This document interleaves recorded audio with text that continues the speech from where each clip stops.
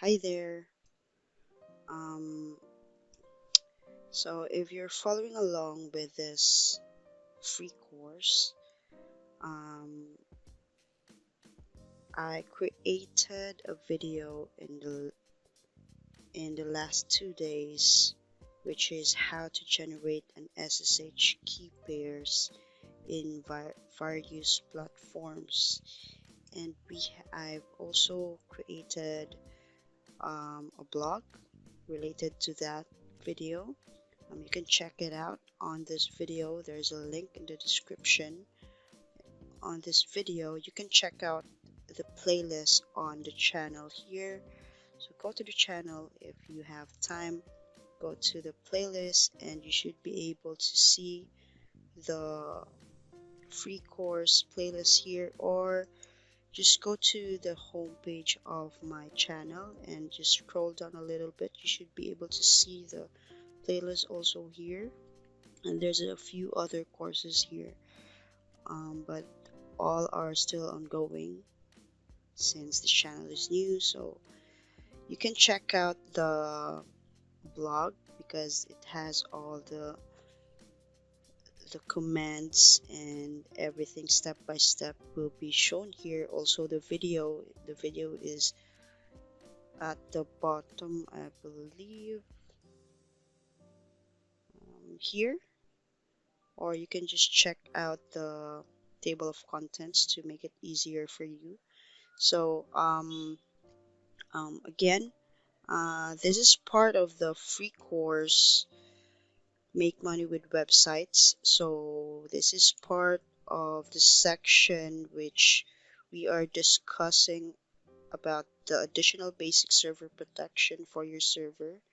So once again, we have the previous video is about how to generate SSH keys. So I've covered um, how you can generate in Linux, in Windows, including it should work also as well um, on Mac. And in this video, we're gonna look at how you can connect to your server with um, SSH keys, with the SSH keys that we've generated. So let me show you the notes here. I've actually prepared a note so that we don't get um, lost within this video because it might be a bit too longer than the previous one maybe. So there's practical the in my opinion, the practical scenarios for using SSH keys is to seek number one, or letter A, is to securely access a cloud server from your local desktop. This is the most common scenario because, of course, we want to access our servers, our cloud servers, whatever it is, from our local desktop or our laptop. Um, um, in, i on my end, or in my case, I'm using laptop to manage my online business. So including my servers because I manage my websites and servers myself. So I manage it through my laptop. So as you can see here, I'm using Windows. So I have here a laptop. I have a few laptops, by the way.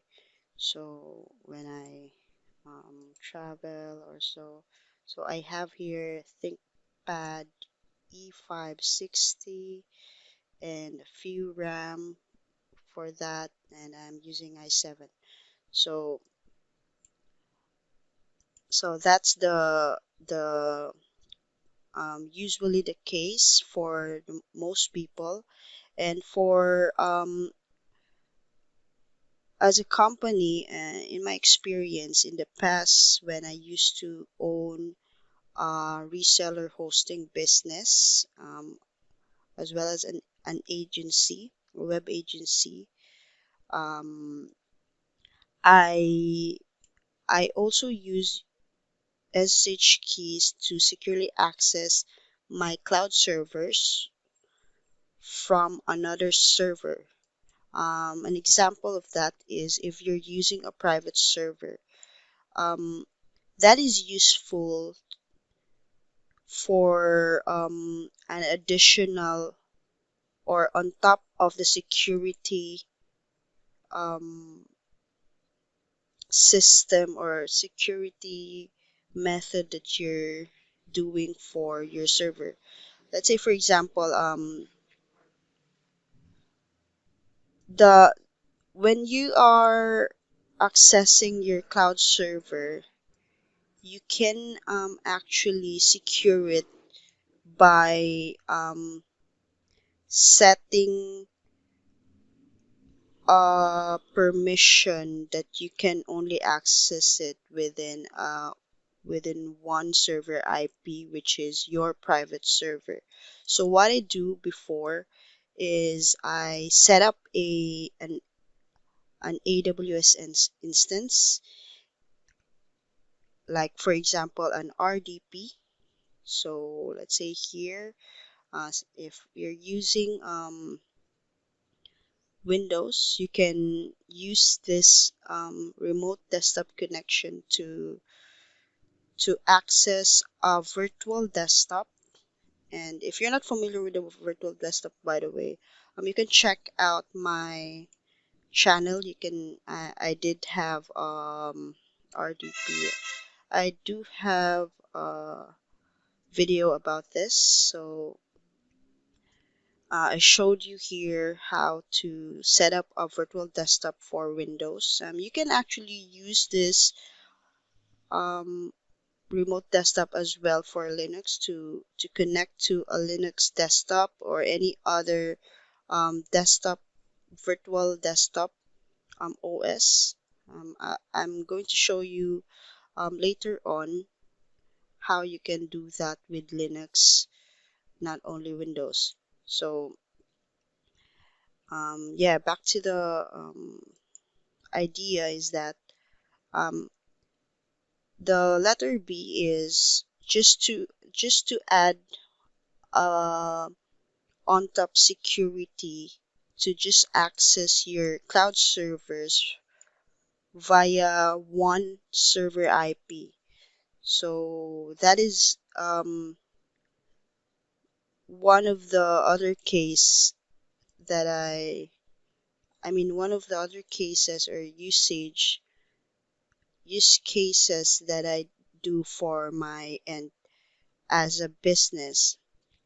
And I believe there's another scenario is that when you're a developer, you can also use SSH keys to access a certain program, or maybe if you've developed a service within a server or a program as mentioned, you can use SSH keys. I'm not really sure because I'm not a developer actually. So you can do that, or a programmer, you can use that.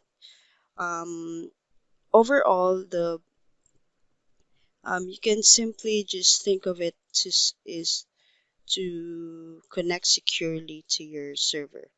And the nice thing about using SSH keys is, aside from it is secure, encrypted as well, the nice thing about this, you can also use this without using a password.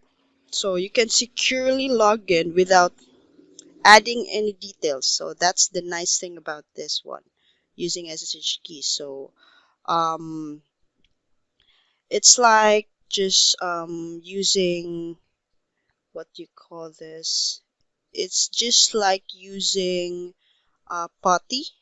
If you're familiar with that, I'm sure you're familiar with that if you're on this type of search terms, or if you're searching for this type of videos. Putty is an open source SSH client for Windows, and I've used Putty before, but I'm using a different one which is easier, in my opinion, which is Bitwise. So if you're following along, um,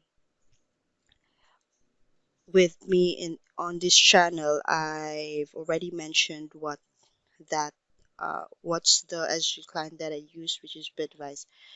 So again, so that's the scenarios that I can think of.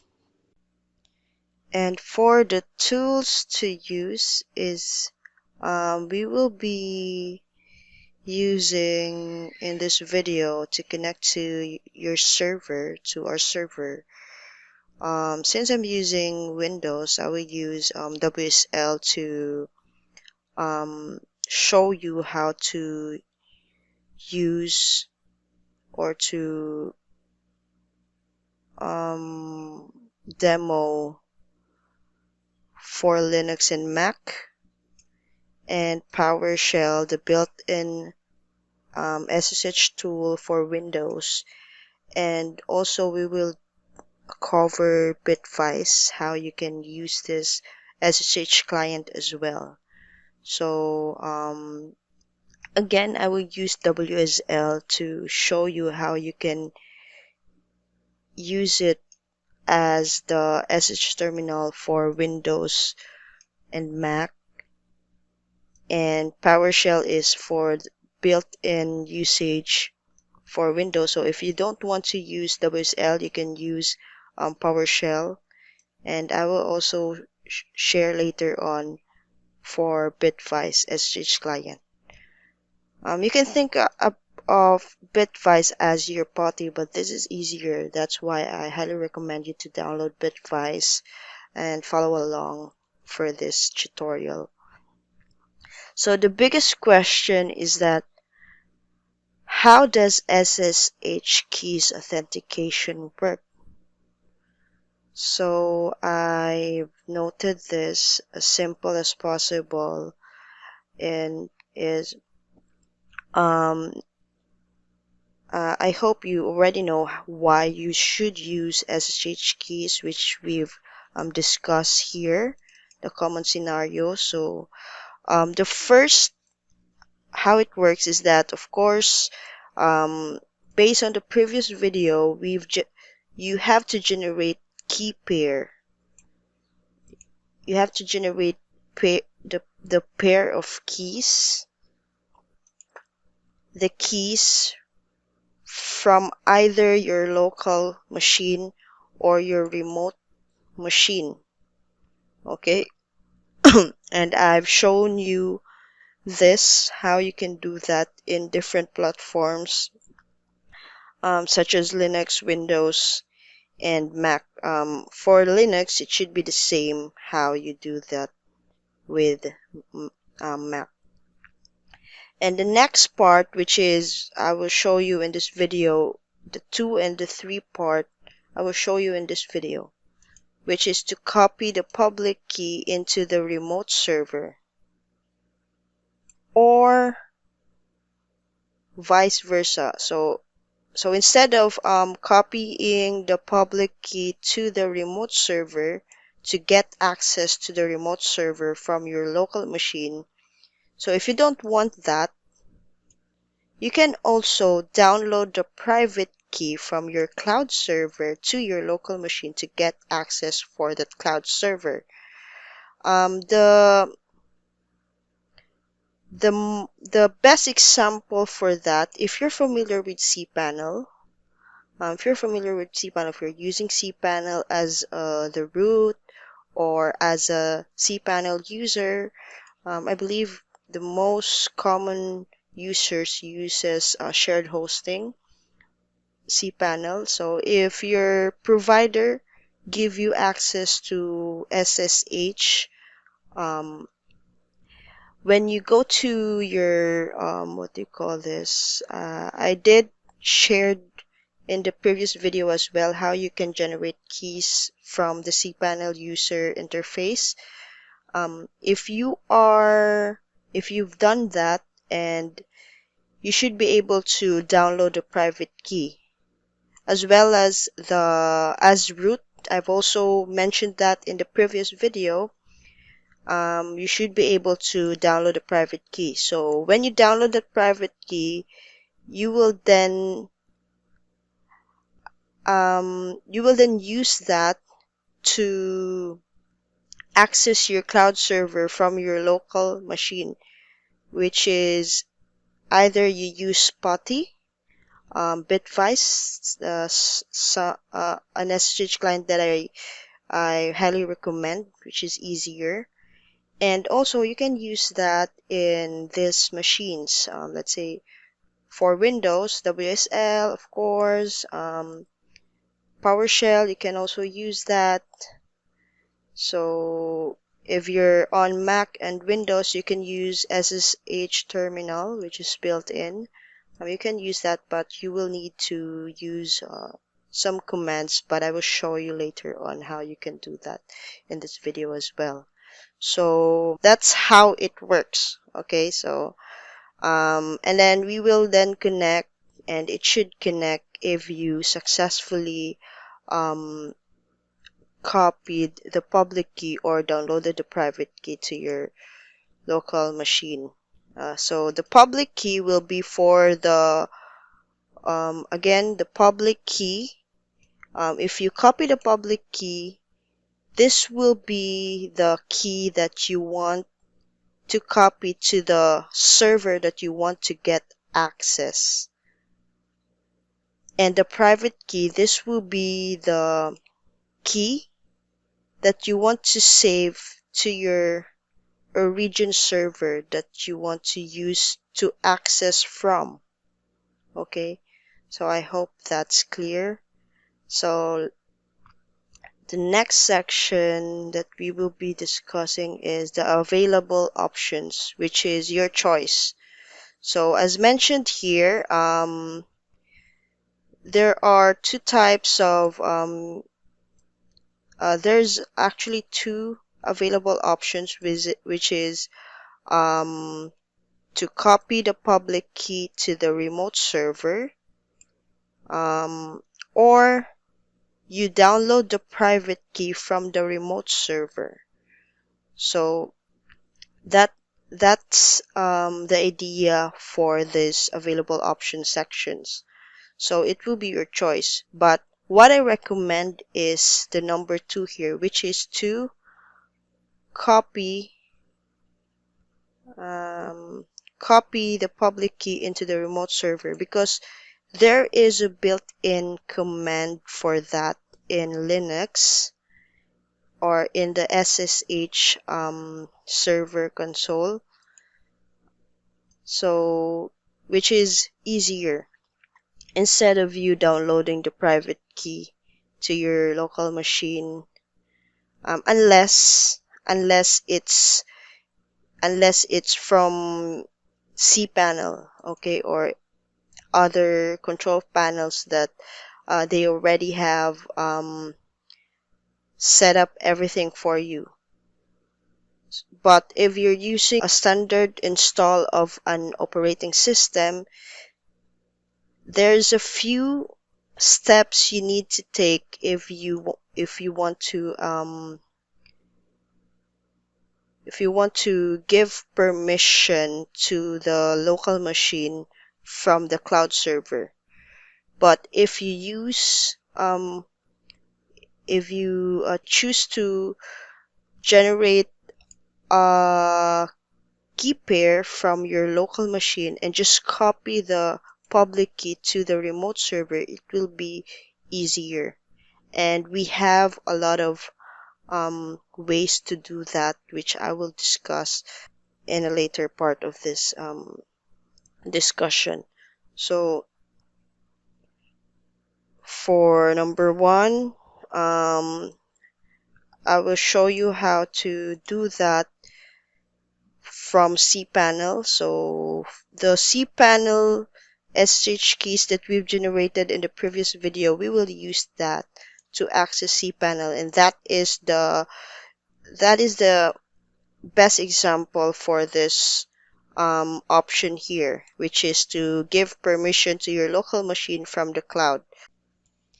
And also that is number 1, and I will also show you how you can do that manually through a standard cloud server, which is let's say CentOS, Ubuntu should be the same.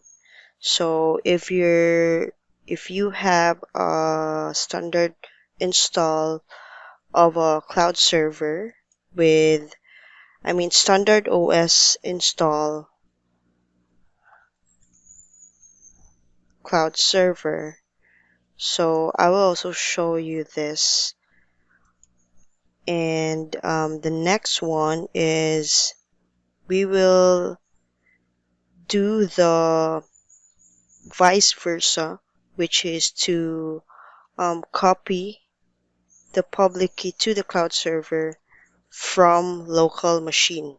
Okay, so that is the most commonly used, I believe, way to um,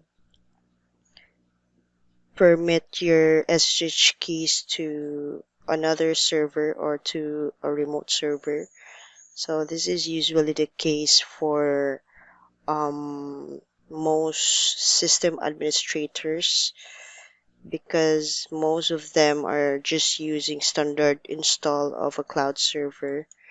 But if you're using cPanel or any other programs pre-installed control panel, I believe they already have set up everything for you. Like you only need to just download the private key, and they've already authorized the public key that you've generated within their control panel, um, so that it will be easier for you. So, but I will show you all of this. So bear with me. This video might be longer than expected. So so if you're interested with that, um, please keep watching.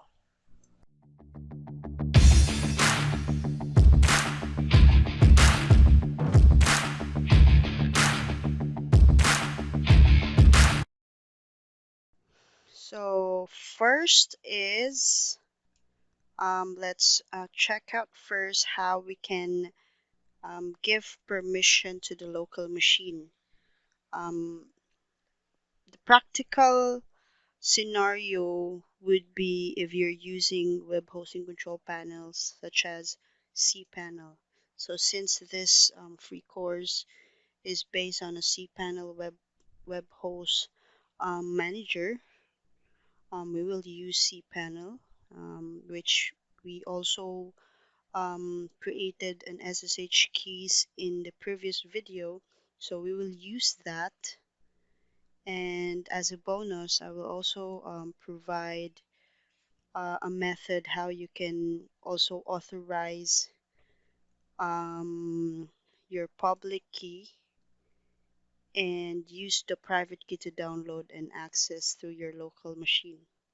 So let's go ahead and log into our cPanel WHM. So I assume you already have an access to your WHM. So let's check out. Make sure to know the IP so you can check here. You can just copy this and just keep this IP handy. And let's go to our SSH root, manage root SSH keys. So based on the previous video, we've created the standard name of our SSH keys and we've authorized it. So make sure it is shown authorized on your end.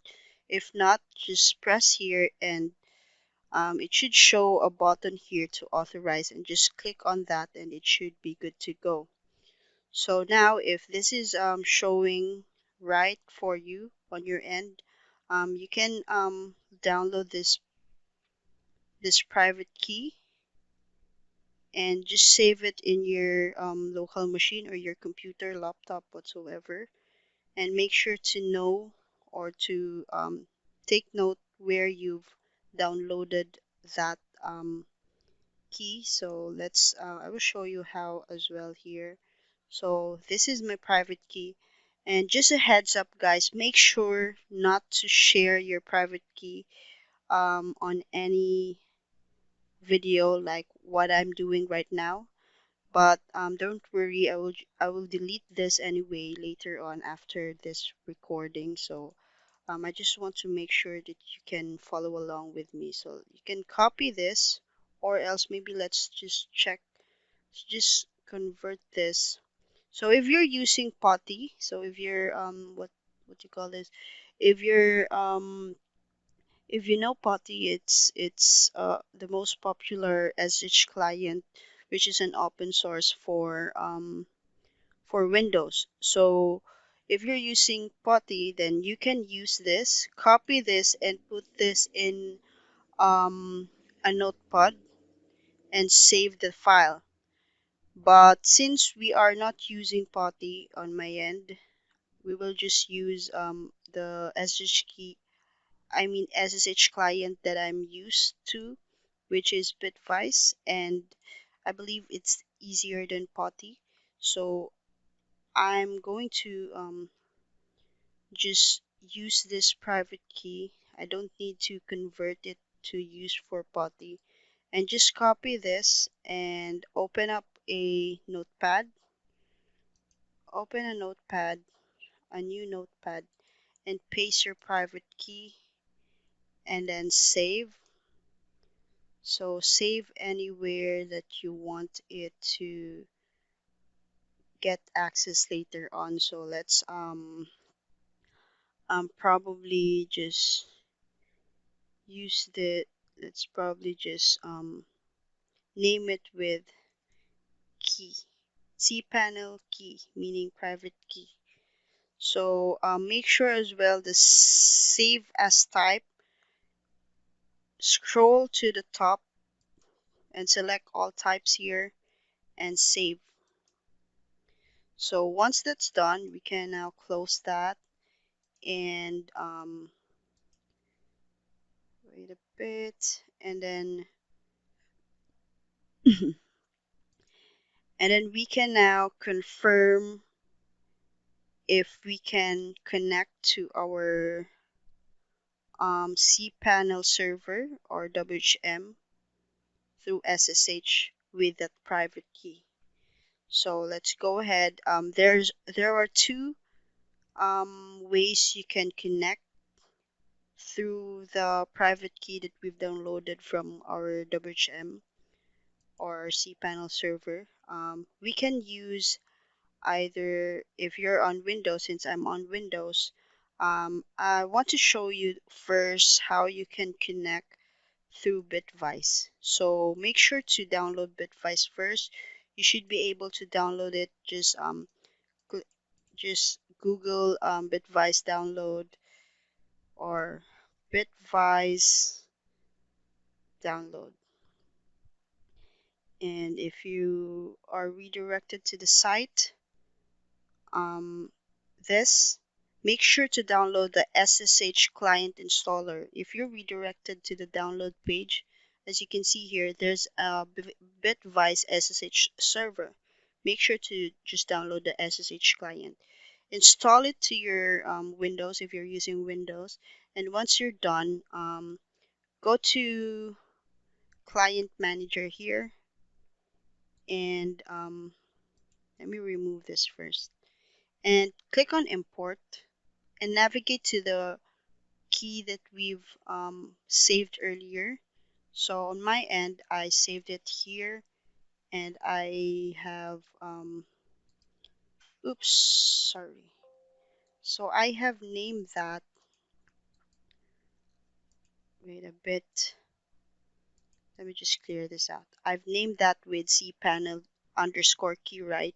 And just open it up and just name it with the host name. So the host name is, actually, you can just name it whatever you want, but I usually just use the host name so that I don't get confused what keys are this for, and even the key, the name of the key, you should use the host name as well. I just make it simple to of using cpanel underscore key, but you can just use the host name and then select global here so that we can access it globally, and then press import. And now our private key has been imported to Bitwise as just client. We can now close that one, and then it's time for us to add the what do you call this the details of our server. So first, of course, we want to go to let's click on the logo of WHM so that we can get the IP here, the IP address. You can also go to the terminal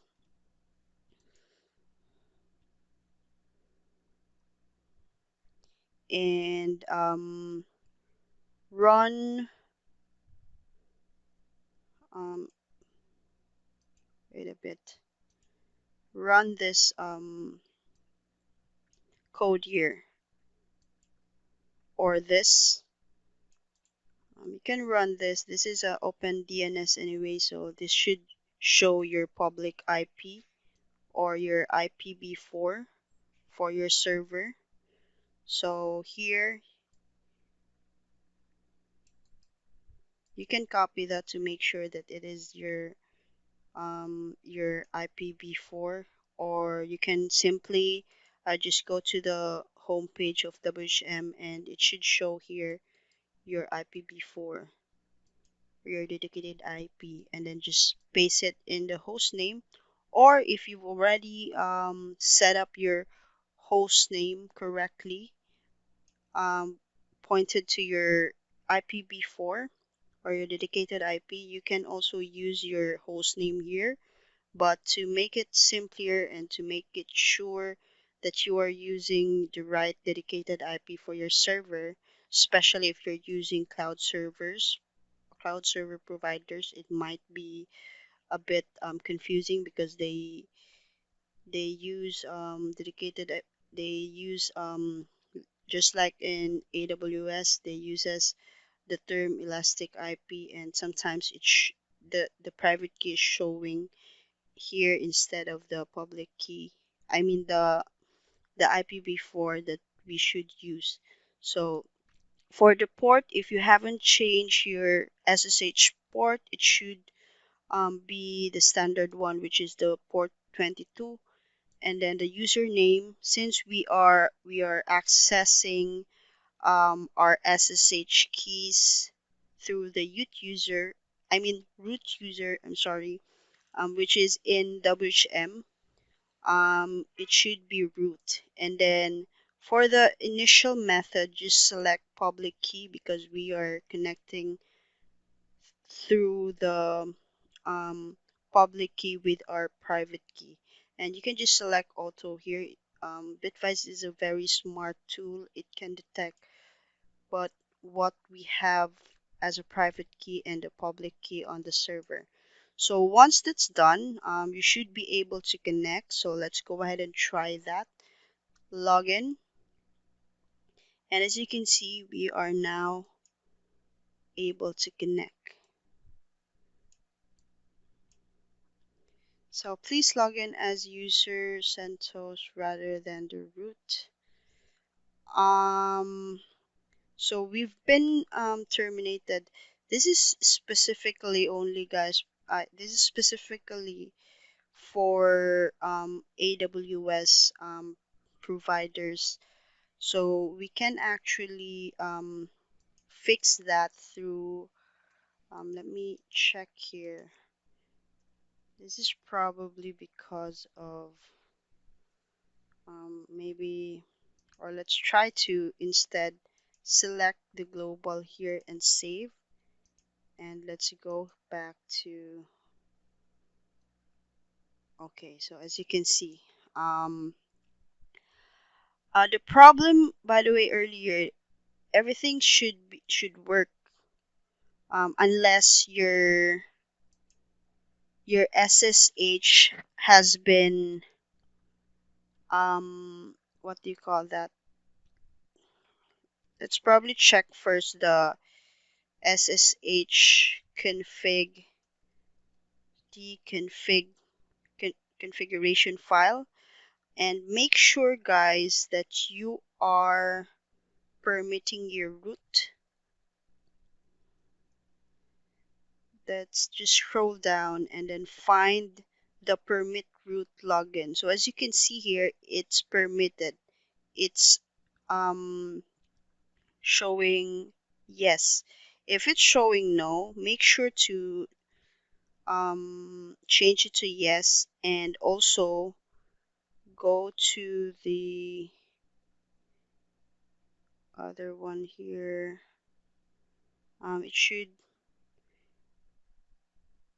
It should be enough, by the way. So let's just exit on that and click, and then click yes or press Y, enter, and then once that's done, you can run service sshd restart. Okay, so this is only useful if your permit root login has been, I mean, is set to no. So you have to set it to yes so that you can SSH as root. So this issue earlier when we selected auto, the issue occurred because I have an SSH key that is default by AWS. So that's the reason why it detected, Bitwise detected the other key instead of the root key. So what you want to do, if that is the case for you, if you will use AWS as well as your demo server for this lesson, if you're following along, just select the specific key that we have imported, which is the global 4. Okay, so if you've done that, just save and then just log in again and it should work. So open it up, and as you can see, there is no notification anymore that you need to log in as CentOS. So that's the issue earlier, because we have two private key for this server, and um, it detected the first user, which is the CentOS. I mean the first private key. That's the reason why. So if that happens to you, as mentioned earlier, just select the specific key that you've imported. So now this is how you connect to your server. This is, by the way, as you can see, here, host name. So this is the cPanel server, which we have connected through Bitwise. So how do you do this without Bitwise on Windows? So let's try to do that without Bitwise.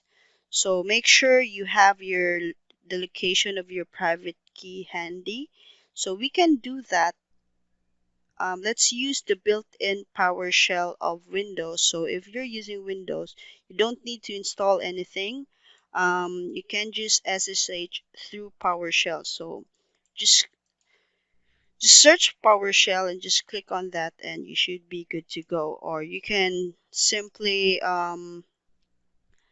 hover it, and you can run as administrator or a user. Any would do. So I'll probably just use administrator instead, or as a user, maybe as a user to make it simpler for you if you forget to right click and use administrator. So now we are here.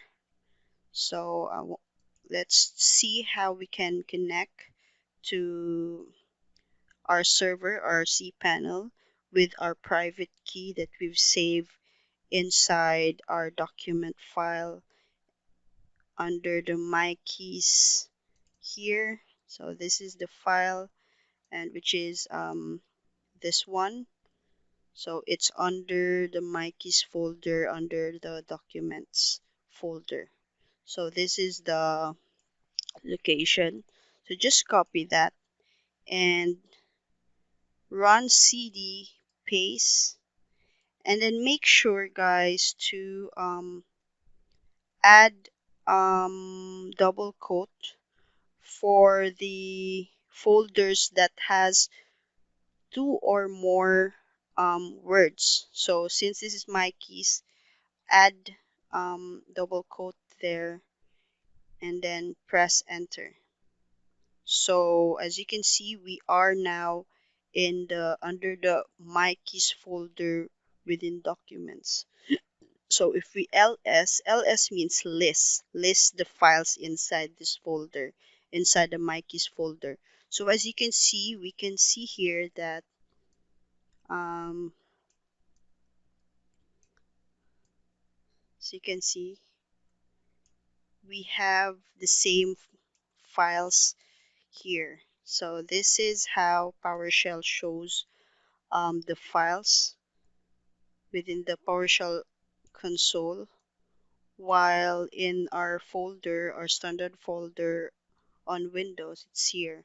So they are the same as you can see here. So let's go ahead and connect. So how do we connect to our server with our PowerShell? So make sure you are already in the directory where your key is residing.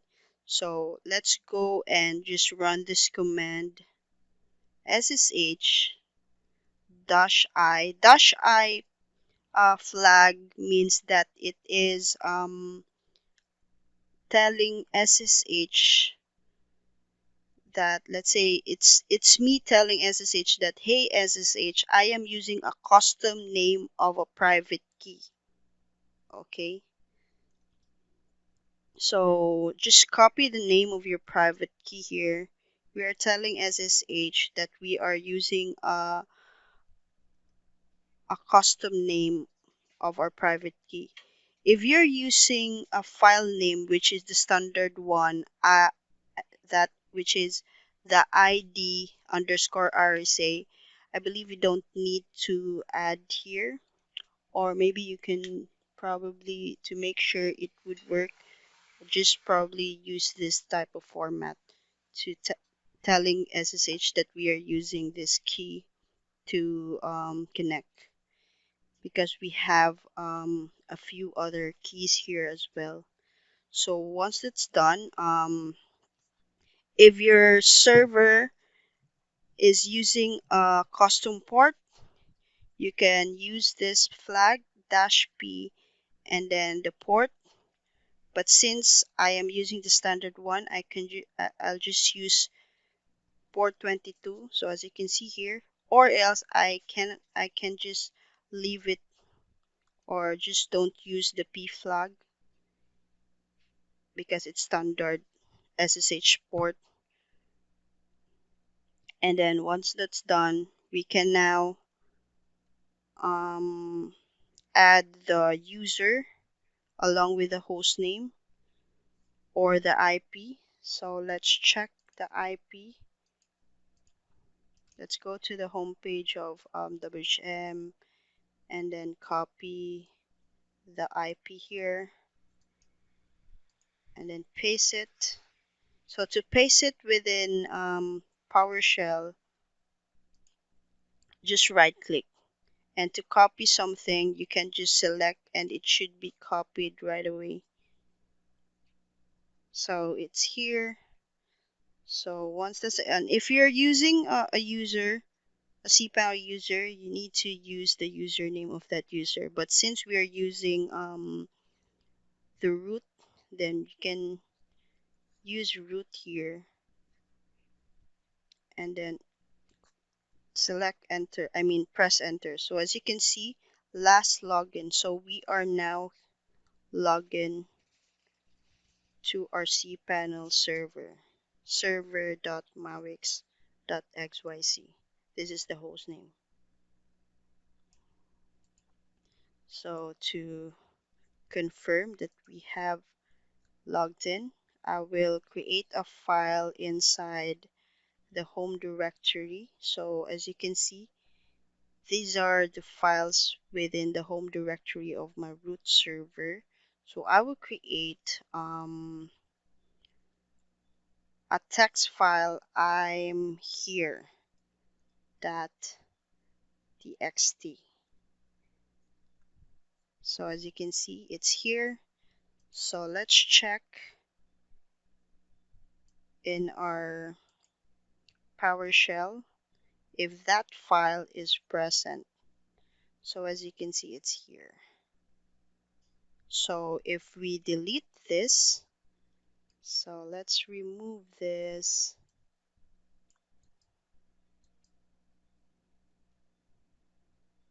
Remove yes.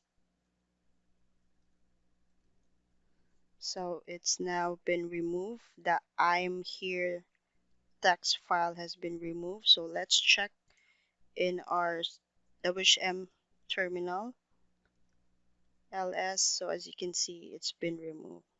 So which means that it has been confirmed that I have access to that server within PowerShell on Windows. So that's how you can do that. And for it should be the same. It should be the same how you navigate and along with the codes, the commands that I use when using the terminal on Linux and Mac. Okay, so that should be it. And let's go and move forward to how you can um, do this manually without cPanel. So if your server is just a standard OS install, like for example CentOS, Ubuntu, or any other Linux distribution, this is how you can download the private key and also um, authorize the public key of the SSH keys that you've generated on your cloud server, which you want to have access um, from your local machine. So let's do this. So let's do that. So next is to use the standard OS install server, cloud server. So what I would suggest is the same thing we did earlier. We use Bitwise and then the PowerShell, which should be the same commands when you're using SH terminal. So let's go ahead and log in first. By the way, you need to log in first through the server that you want to access. So let's first log in using Bitwise. So this is important, guys. You need to use Bitwise for this because there's a specific reason for that. So first, if I haven't mentioned earlier, download Bitwise. I will actually add a link in the description to download it. So download it and then install it in your um, what do you call this? Your local machine. And then once you're done, log into the SSH console of the server. And if you haven't yet generated an SSH keys, check out the previous video that I mentioned earlier here um, for the Linux terminal. So the Linux section. So I've shown you how you can generate SSH keys, which is I did already here. So let's see. Inside, let's go to the, let's cd to the SSH hidden folder. So in the previous video, I've generated this key here.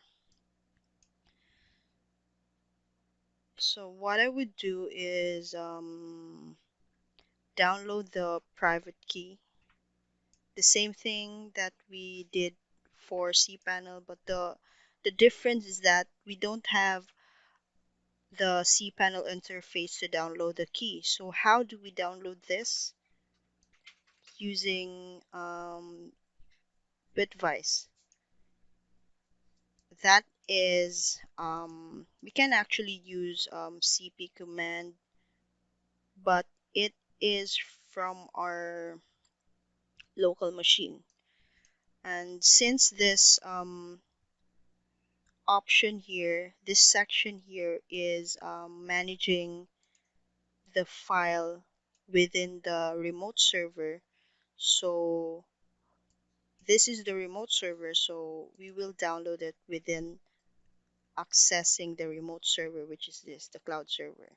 So with the help of Bitwise, it will be easier instead of us installing FTP clients or accessing through the local machine and downloading through SCP or whatsoever. It is um, very simple if you use Bitwise. That's the reason why I want you to use Bitwise for this method.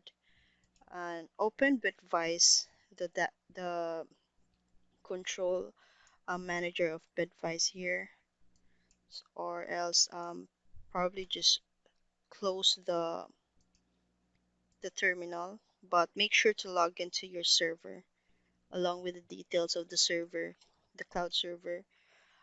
It I'm assuming you are using the credentials. So let's say, for example, the username that your provider um, has given you. This is probably root, and then the password is here. Okay, so just use that first because we will need to download the private key. So once you're um, login with your, what do you call this? Let me save this first. So once you've logged in, um, if you're using, by the way, if you're using cloud servers like AWS or Oracle or Google Cloud, you will be provided with the same method of login, which is a private key or PEM key, and you should use the public key initial method here.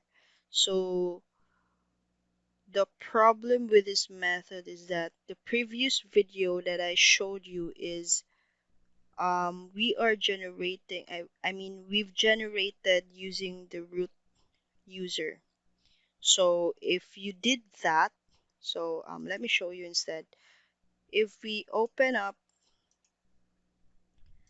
if if we open up this the SSH console, which is under the sudo user, and we go to ls and we list the hidden files on this user, and then let's go to the SSH hidden folder. If we ls on that, we have no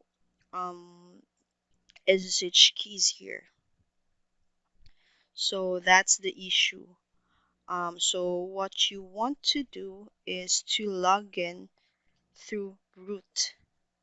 So we need to log in from the Bitwise credentials here. We need to log in as root. So before we do that, we need to first set up the root credentials. So let's first log in through SSH as root, and make sure that we can log in as root via SSH. So let's go to our SSH config file and navigate here. If the permit root login is enabled, so if there's a hash key or a pound key um, prior the word or the line of the permit root login, just delete that and then make sure that the permit root login is set to yes, and let's go to scroll down a little bit further and find this one here, password authentication. um, this is set to no, and there's also a yes, but it has been commented. So if there's a hashtag or a pound key, it means that it's been commented, or meaning it has been disabled. So what you want to do is to add a pound key for the bottom of this, which is the password authentication no, and then delete the pound key for the password authentication yes line. Or um you can simply just edit the no to yes here. And once that's done, you've already make sure you have already permitted the root, the configuration here. You've edited it to permit root login here, yes, and then the password authentication is set to yes as well. So now let's go ahead and save this configuration by hitting CTRL X, press Y to confirm, and then press enter to save the file. So once that's done, the next thing is to restart the SSHD server.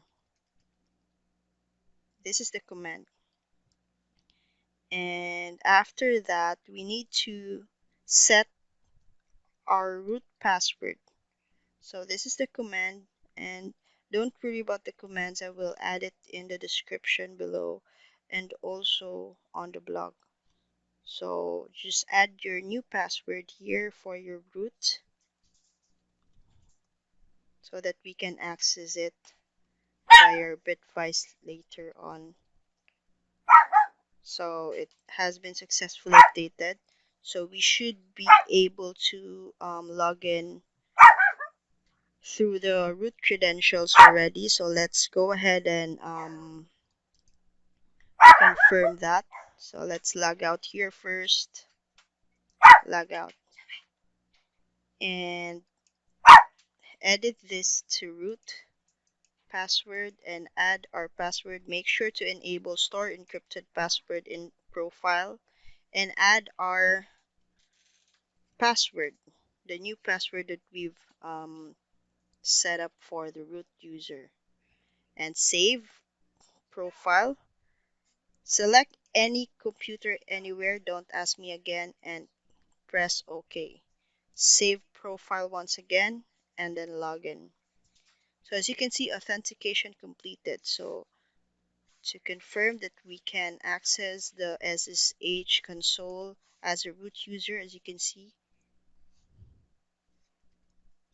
we are in the root directory and we can access the root SFTP by now.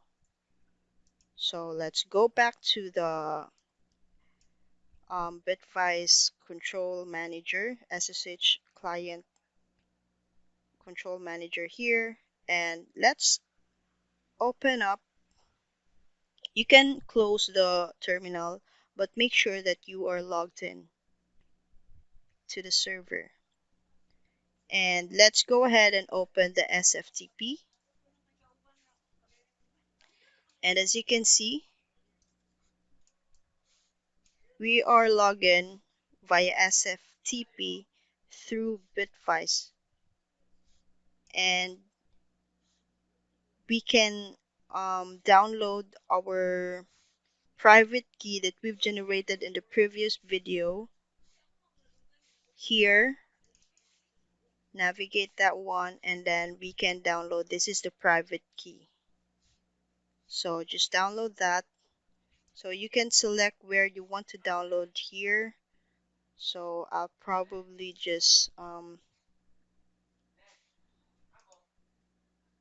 this is desktop, so I can just probably download through desktop.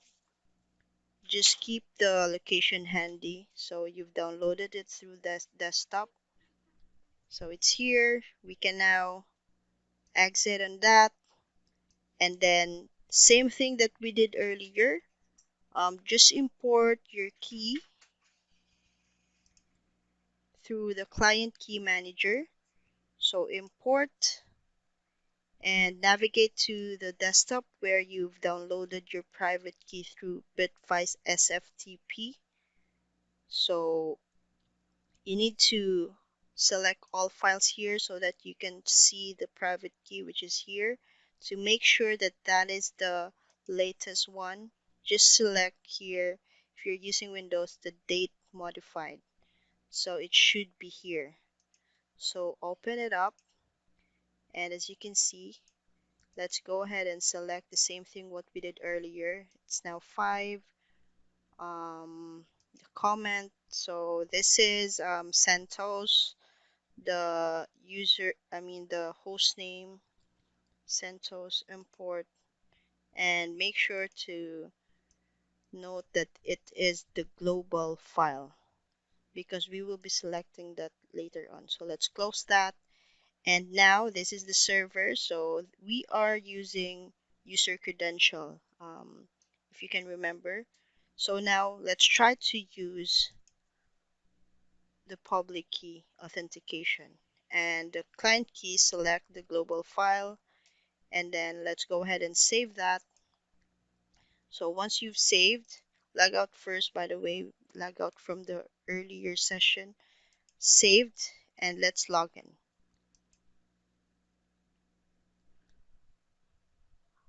Hmm. Um, so as you can see, we are not able to log in. Why is that? So there's something we need to set up first before we log in that we've missed. So let's go ahead and do that through the password. Let's log in back using the password first. Save, login, and then let's go to you can actually use the terminal or simply use the SFTP to make it simpler for us. So let's just use SFTP for this. So the method or the step that we've missed, wait a bit. The step that we missed is to authorize the public key on the server. We haven't copied the public key yet to the authorized keys. So that's the issue. So to do that, let's open up the public key file with any with your notepad. So if you select edit, you should be redirected to your standard or your default notepad on Windows. So just copy that and go back to the SFTP console here, or SFTP dashboard, and open up the authorized keys. Same thing, you will be redirected to the notepad of the default notepad editor in your local machine, and then just navigate down at the bottom. So as you can see, this is my cursor, as you can see here. So just navigate here and then just paste the characters or the key, the public key, at the bottom, and save the file. So once you've done that, you should now be able to log in. So let's exit the SFTP console and let's go back to the SSH, Bitwise SSH client manager, and let's log out using the user credential. Let's log out. No, no, and now here we now try to log in as SSH keys, save profile, and login. So as you can see, root, public key, this is the private key we've imported earlier. And as you can see in the status bar, authentication completed. So we are now able to log in via SSH keys on the root account based on the what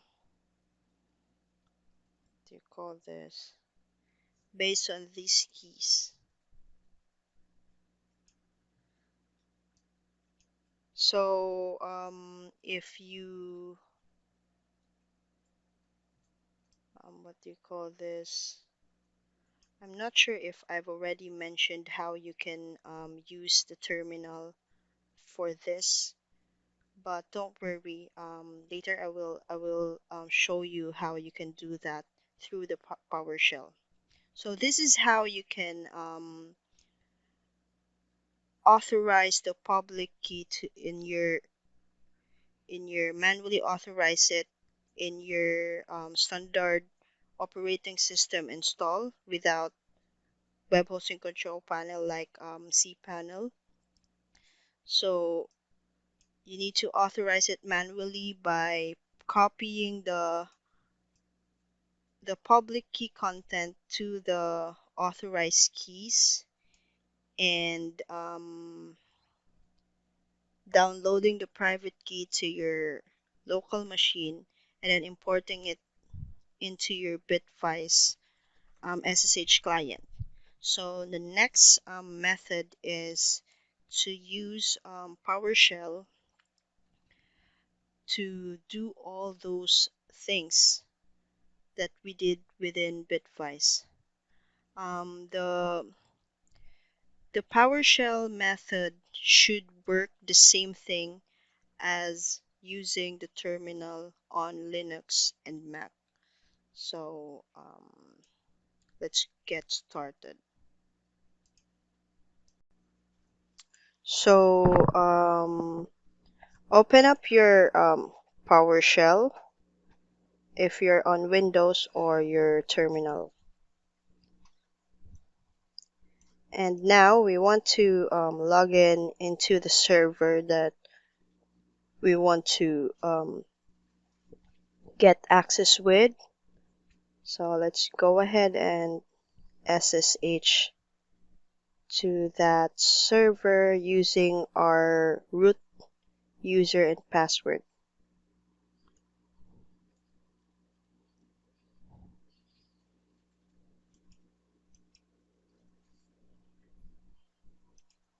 So let me check.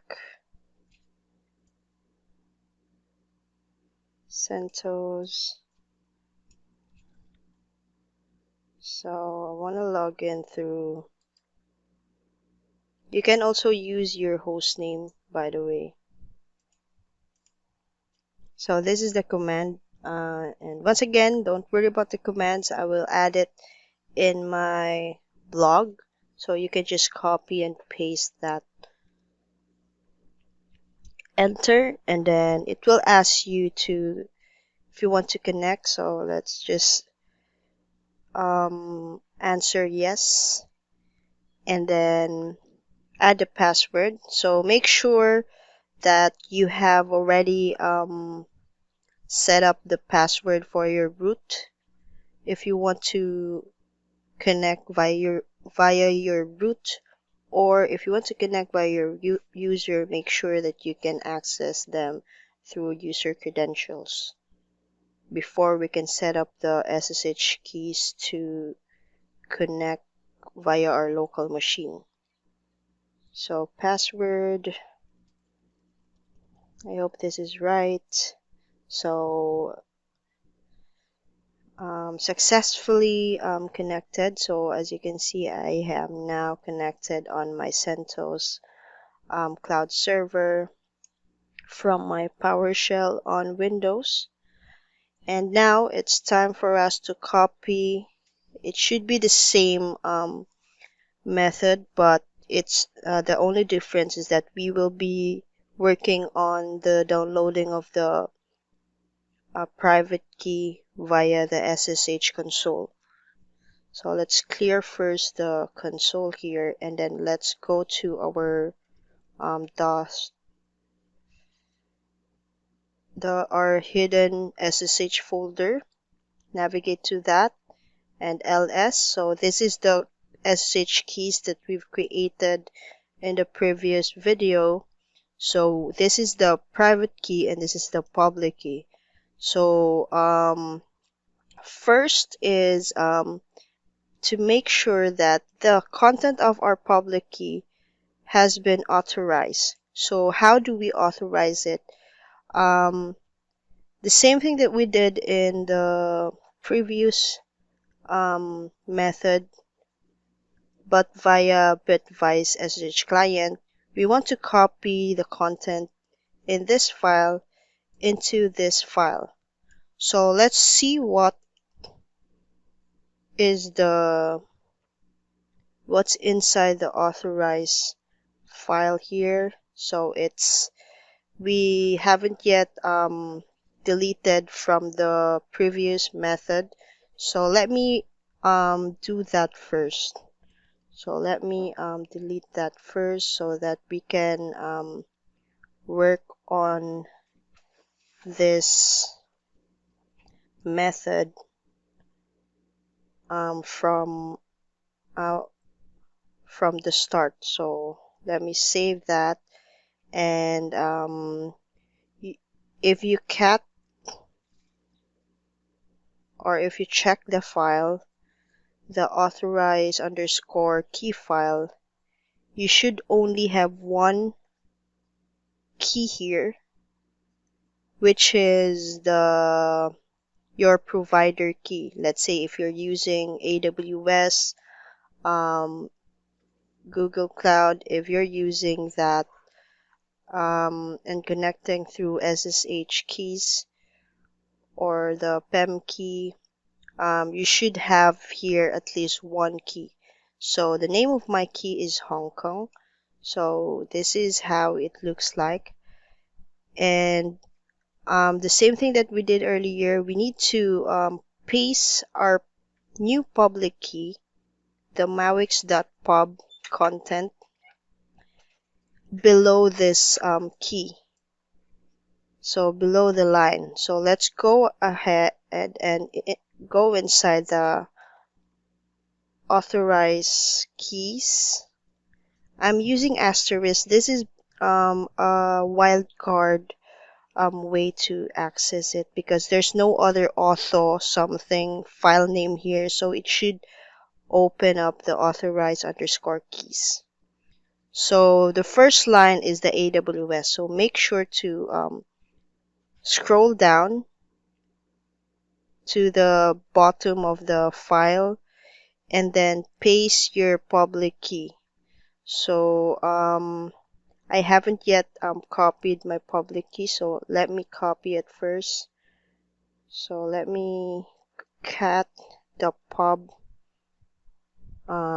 file. So this is the content of my pub file using cat command, and to copy it, just select that one, select it, all the content, select, and it should already copy to your clipboard. And now let's go and open up the authorize underscore keys file and navigate to the bottom of the file and paste it via clicking right click. And don't worry if it's showing only the host name or the note of your key. If you navigate, or if you press your keyboard to the left using the arrow key to the left, it should show all the no, I mean all the, what do you call this one?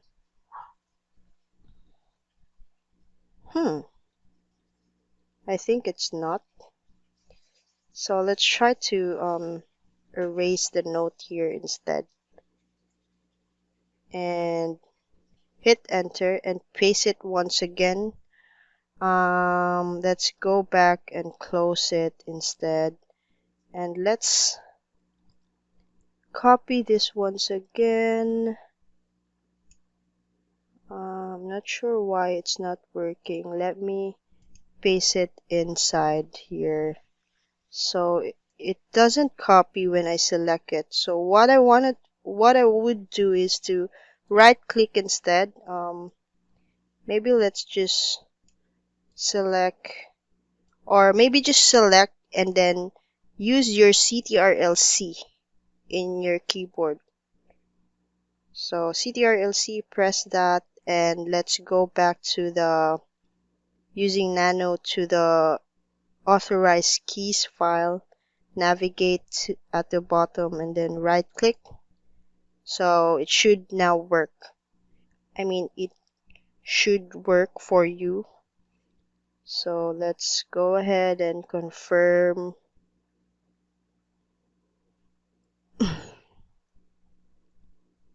And as you can see, it starts with SSH-RSA, which is correct. And now let's save the file by hitting Ctrl X, Y, and enter. So let's confirm that the content has been saved through cat command. And as you can see, it's here. Oops. So it's here. This is the Hong Kong key, which is from AWS, and this is the key that we've generated from the previous video, which is the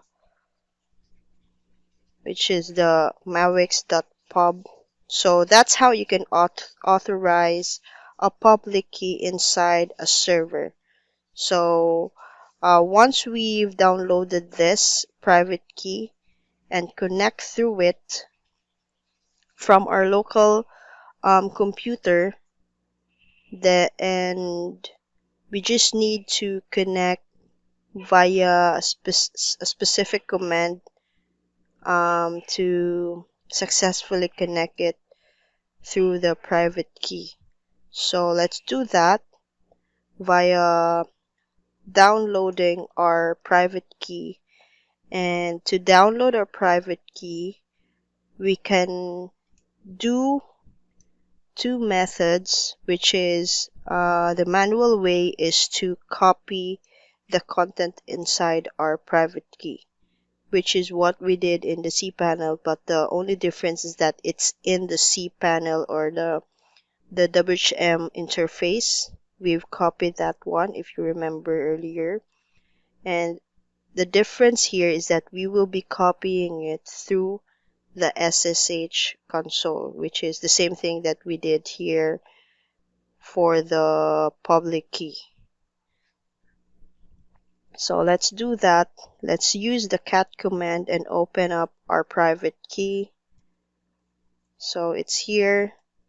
And once again, just a heads up, make sure that you don't show your private key to anyone.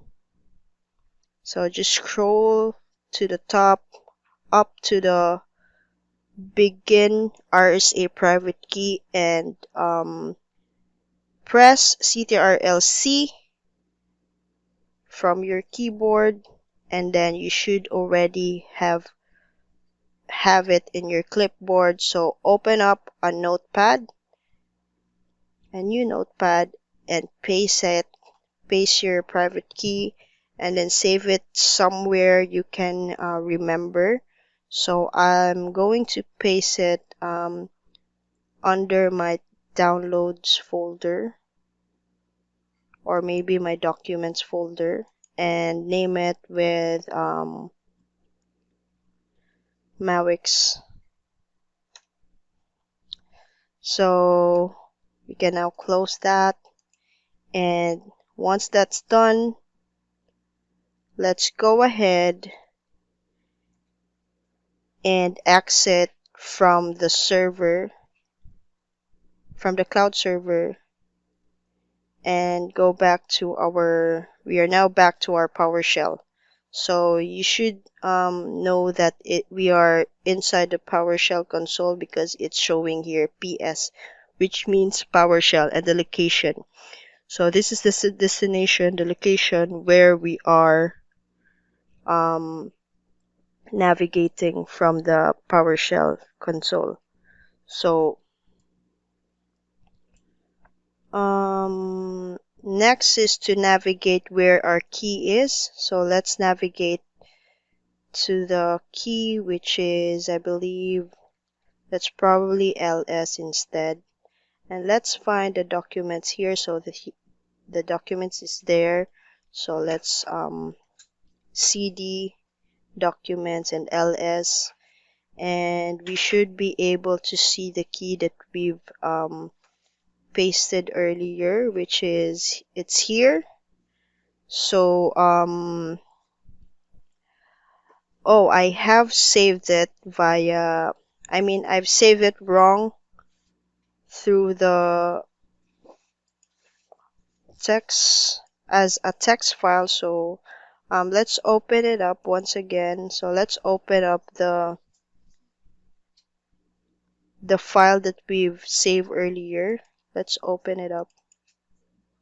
So we've saved it as a text file. So we want to save it as all types, or just a file without extension. So let's do that by, when you save it, make sure to select all types here. Save, replace, and or maybe let's just copy this to make another file, save, and then select the all types here, and let's probably use another name instead, and then save. I'll use CentOS instead.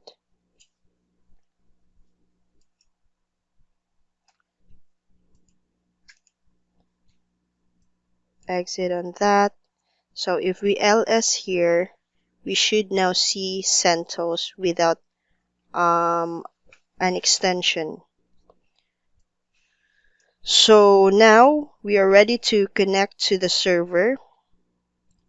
So let's do that by using this command, SSH.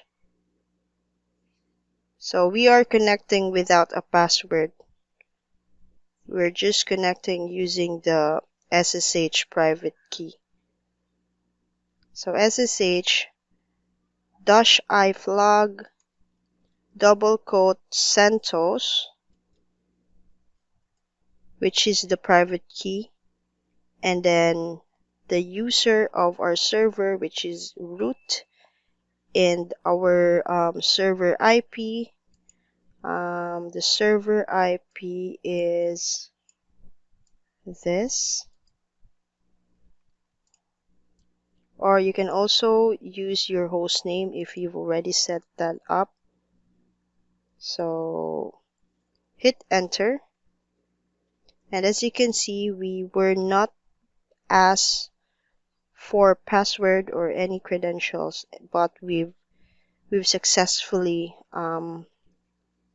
logged in to our CentOS server via our private key.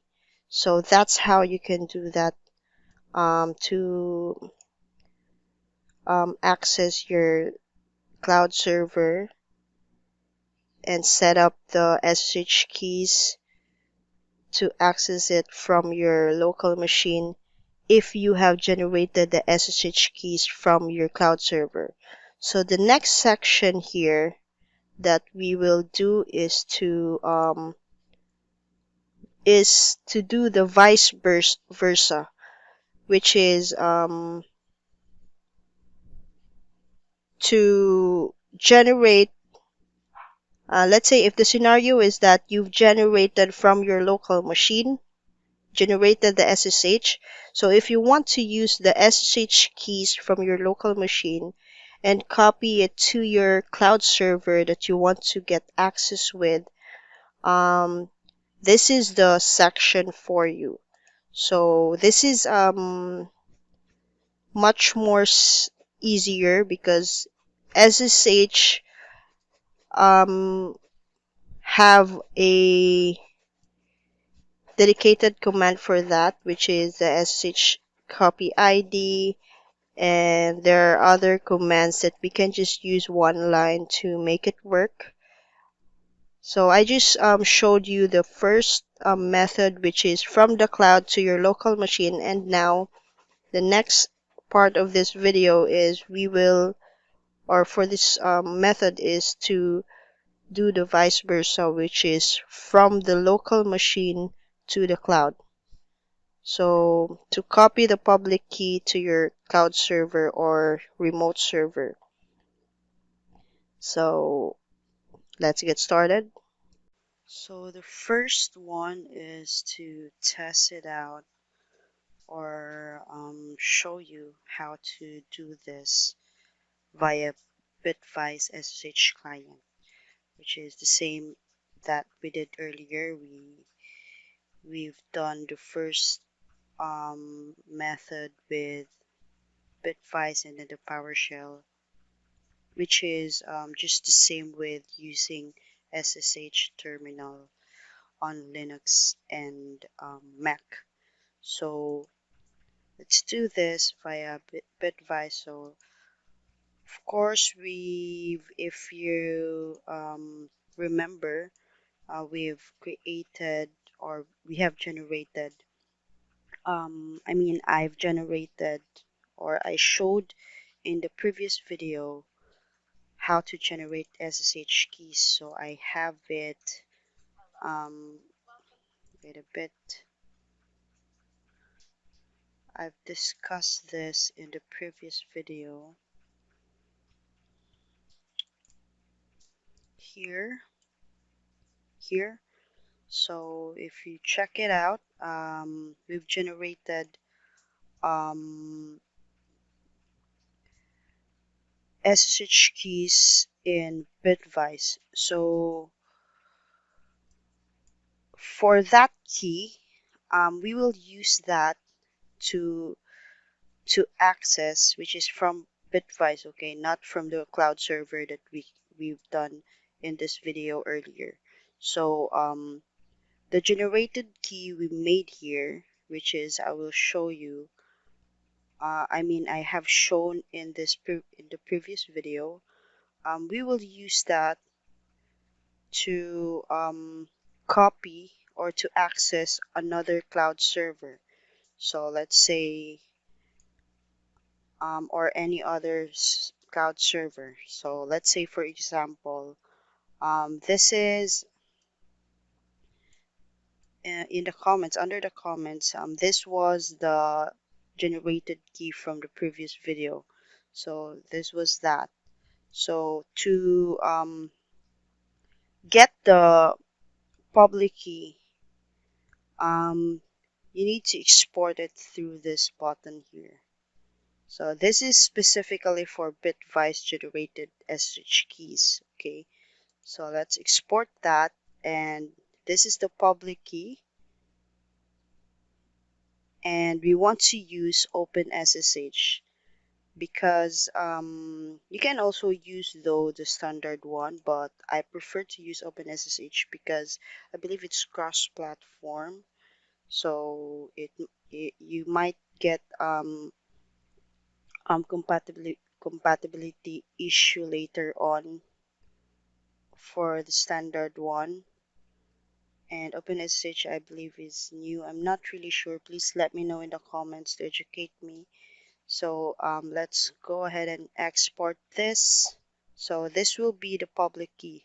We don't need to export the private key because we already imported it or generated it here, which is this one. So we don't really need that. We just need the public key and paste it on the remote server that we want to get access with from Bitwise SSH client. So let's do this. Export, and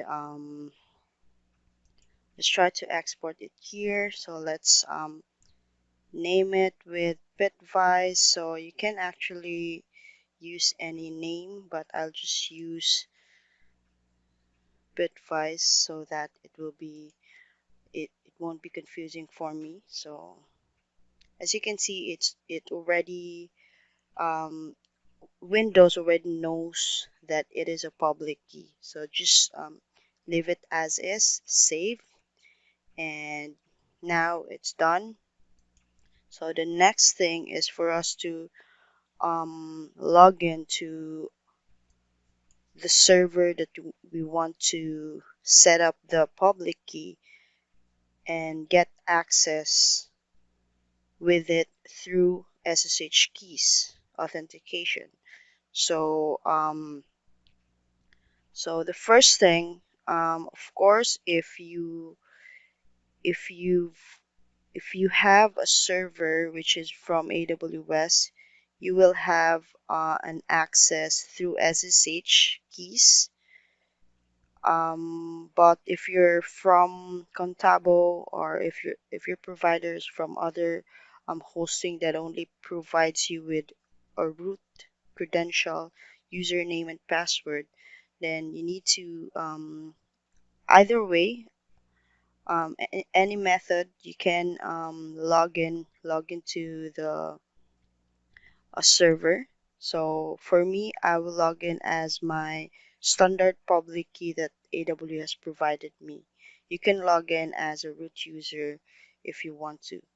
The point of this video is, even if you already have a public key, I mean SSH keys to log into your server, just in case you're coming from cloud servers like AWS, Google Cloud, Oracle Cloud, because they provide you with keys, SSH keys, private keys.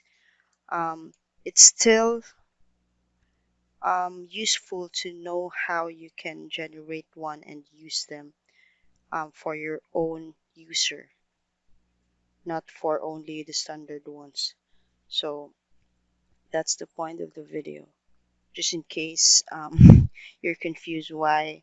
So let's go ahead and log in. So I will log into the terminal using my Bitwise, and we will then use the SSH keys that we've generated from our local PC with Bitwise, which is, I believe, let me check here. This one, this is the public key.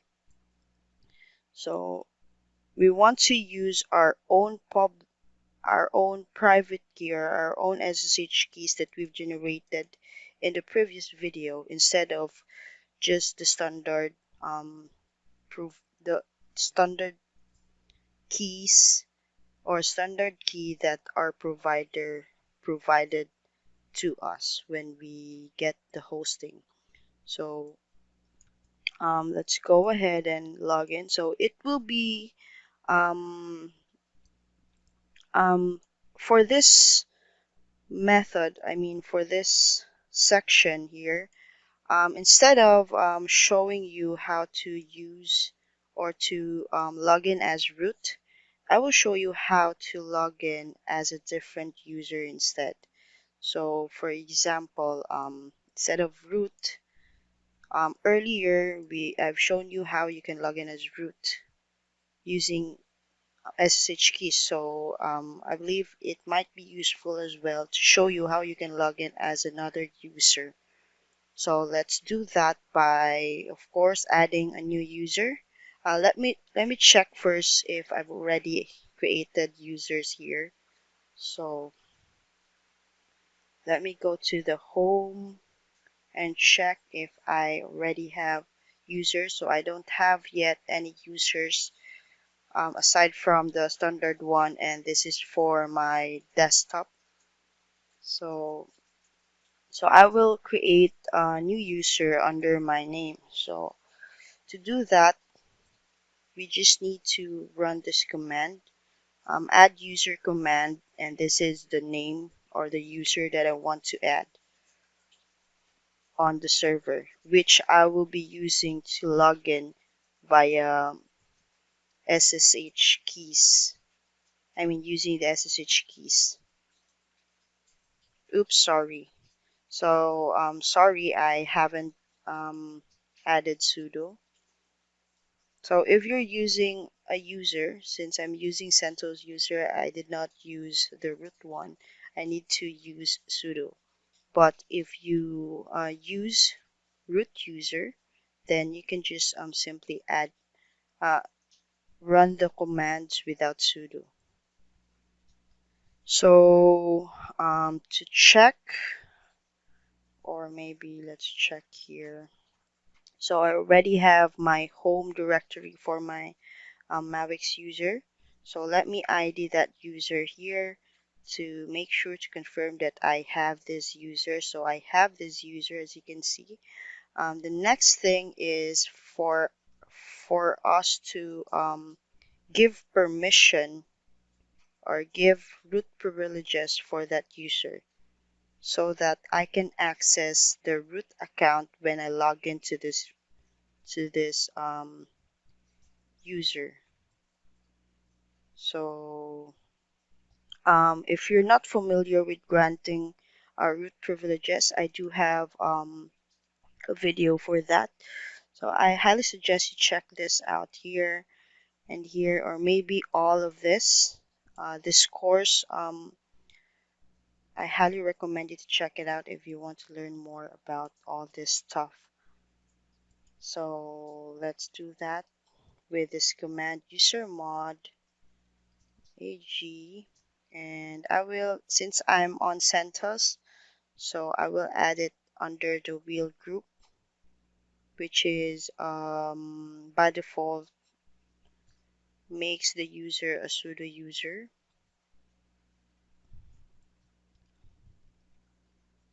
Oops, again, I forgot to add sudo.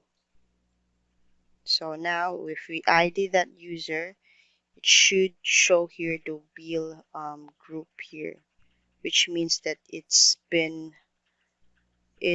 already under, I mean it's a wheel group user. So now the next thing is to add a password so that I can log in as a password in case I needed a password.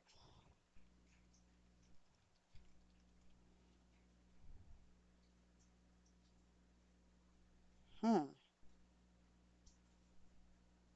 Sorry for that. I forgot to add the username and probably the sudo as well.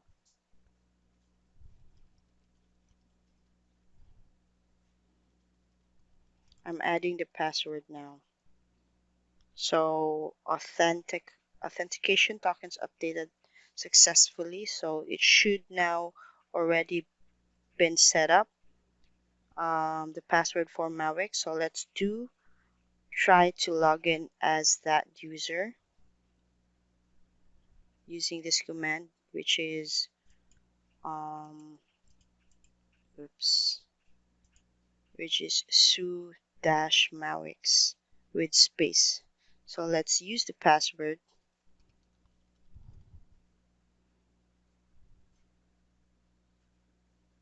Hmm, do that one more time.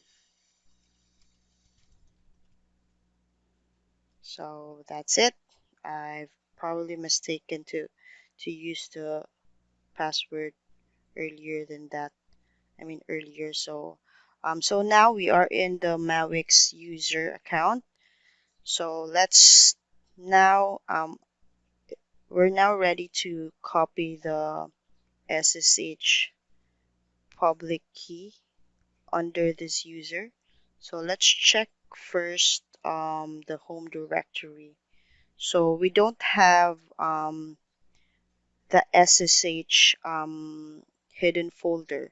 So if you don't have that, you need to create that. So let's do that by running this command, which is make dir -p.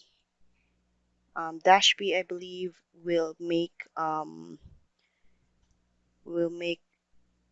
the subfolders if it's necessary. But just this is just habitual for me. I just added so that in case I needed to create a subfolder, then it will be automatically done. And it's a habit for this command. You can just remove the -p, by the way, if it doesn't have a subfolder, but I'm used to adding it so that I don't get I don't I mean to avoid mistakes if in case I needed to add subfolder. So I'm going to create what do you call this, the SSH hidden folder under my what do you call this, under the home folder of Mavix. So this sign here, this one means that you are telling SSH, or you're telling the server that, hey, I want to create this hidden folder under the home directory of Mavix, or whatever user that you're using or you're accessing into the server. So let's do that. So let's check it out here if we did created that folder. So it's now here. So let's cd into that. Let's go in and ls. So the next part is we need to create the authorize underscore keys file. So let's do that with touch. So to create a file, you can use touch. That only creates the file. You can also use nano editor to automatically create the file and at the same time open it and add contents to the file. But I'll just show you how to create first, step by step, the standard way so that you will understand how it works. So touch keys, and now we should be able to see that there is an authorized keys.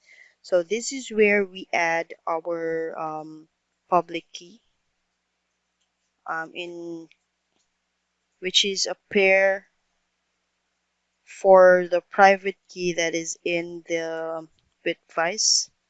So this is the one. We've already exported the public key, and the private key should already been here. It's imported here. As you can see, this is the one. And now let's open this file so that we can add our public key. So let's do that by um, nano.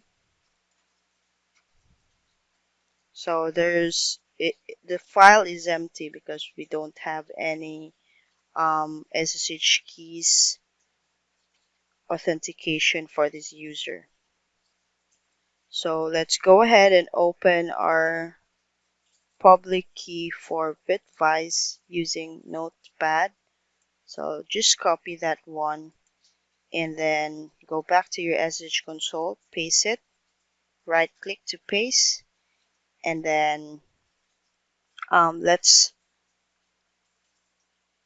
press CTR. Let's save the file by pressing your keyboard CTRL X, Y, and then confirm to save the file by pressing enter. So it should already been there. To check that, let's go ahead and cat command, use the cat command, and as you can see, it's here. So now we should be able to log in using our Mawix user. But before that, I want to explain to you first what is the option we did at the moment. So so this is the we have two options, remember, right? We have two options. I've already discussed this earlier, and now we are in the number two, which is vice versa, which is copying public key to the cloud server to access from your local machine, which is the SSH keys that we've generated from our local machines and our SSH client, which is Bitwise. We will be copying it, the public key, to the cloud server to access them. And the option, I mean, the method we are doing right now is Bitwise SSH client.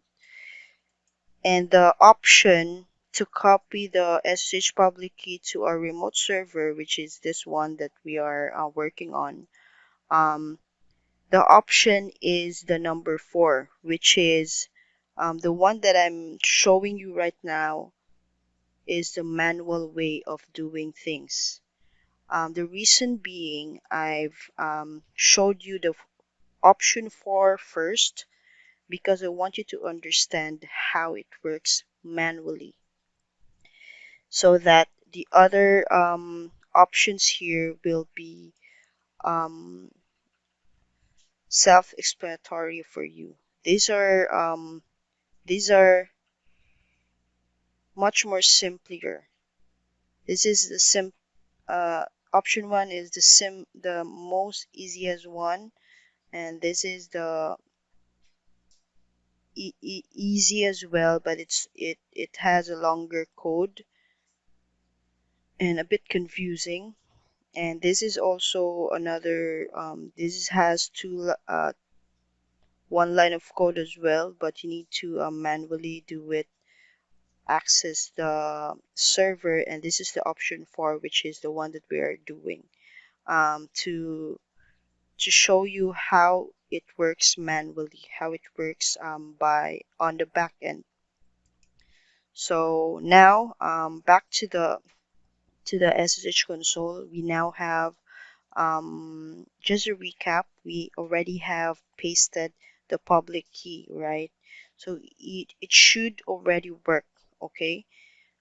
Unless we have other things to do, which is I believe maybe we just do that instead. So before we log in, after the public key has been pasted, before we log in, we need to first set permissions for the folder and files under the folder, which is the authorized file. So let's do that. I mean the authorized underscore keys file. So let's just copy this command and run it within our server. So let's do that. Run. Okay.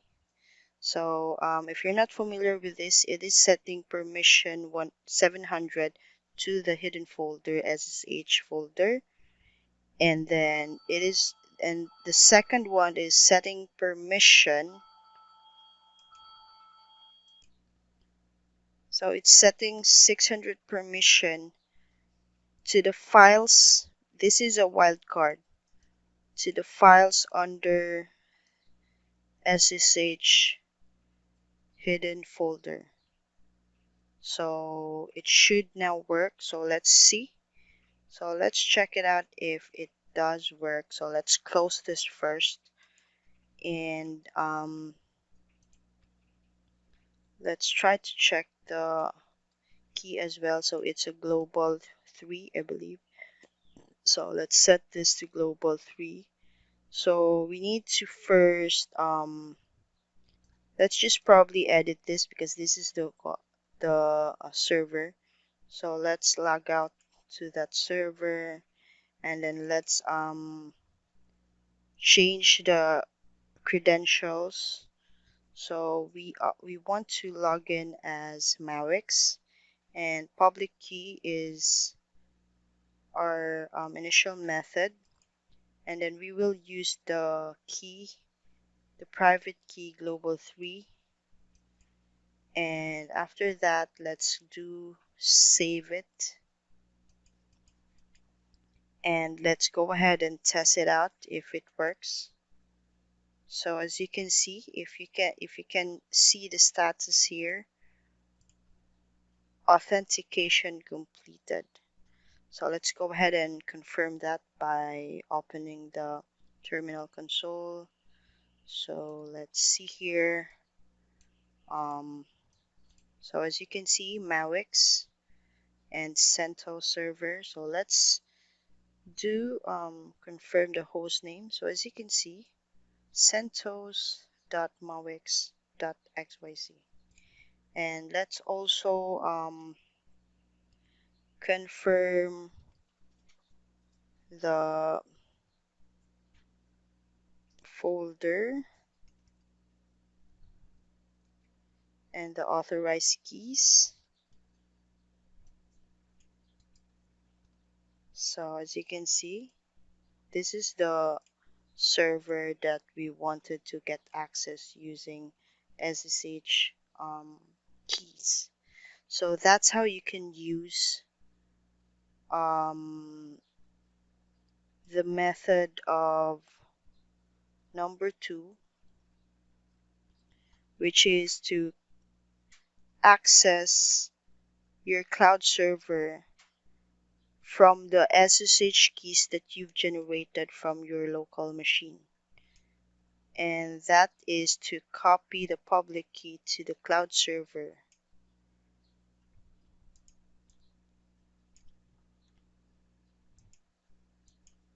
So yeah, that's how you do that with Bitfice. So the next part is for us to do this via PowerShell or SSH terminal. Should be the same with Mac and Linux. So these options, I will just continue this within the PowerShell, okay? Because it should be the same with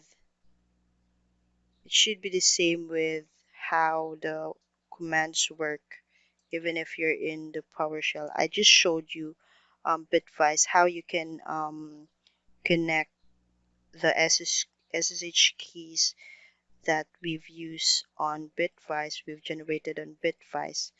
And let's just continue the options here, all the options here through PowerShell. So Okay, so let's go ahead and do that. So let's just exit the Bitvice here, log out, exit, and let's start on opening the PowerShell. So open PowerShell.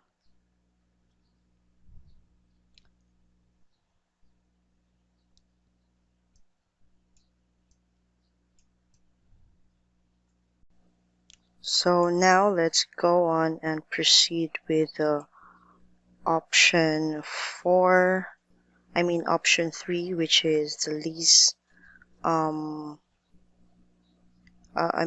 other manual way to copy your public key to a remote server or your cloud server that you want to get access from the local machine that you have with SSH keys you've generated from. So let's go ahead and log into the server first. So of course, actually we can just log in via SSH. So this should be just the same. You can actually just use Bitvice if you want to, but I'll just show it here how you can log in. It should be the same with Bitvice to log in. It is easier with Bitvice, by the way. That's why I personally use this one. But I just want to show you as well within PowerShell so that you can have an idea how you can use PowerShell to log in as well into the cloud server in case you don't have any. So let's do that, and let's access the server, which is the server. Let me check the IP. Let's check the IP first. So you need to get your IP. So I'll probably just check it out on my Bitvice. So this is the IP, server IP, and SSH through the credential. I'm going to SSH first through the credential. So the same user, I will use Mawix user, and now I'm in. So let's check the folder here and probably delete the, what do you call that one, or we don't really probably need to delete the first. So this is the Bitvice, by the way. So this is the Bitvice key. So just make sure that you have this notice, or take note of it, that we have an existing key already with Bitvice. And I'm going to, or maybe we want to delete that instead. I'll probably delete this so that we don't get confused. Save the file, and now we should not see anything anymore because we've already deleted that one. So let's go ahead and clear the screen here. So again, we want to copy the public key that we've generated from our PowerShell. So we have generated a key in the previous video from PowerShell. So you can actually access it through your Windows folders. So documents, I believe I've saved it here. So it's here.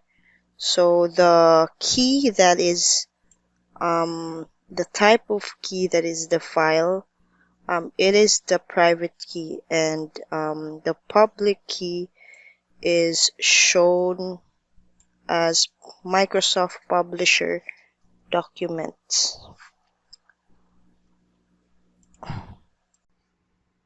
So we have two options here.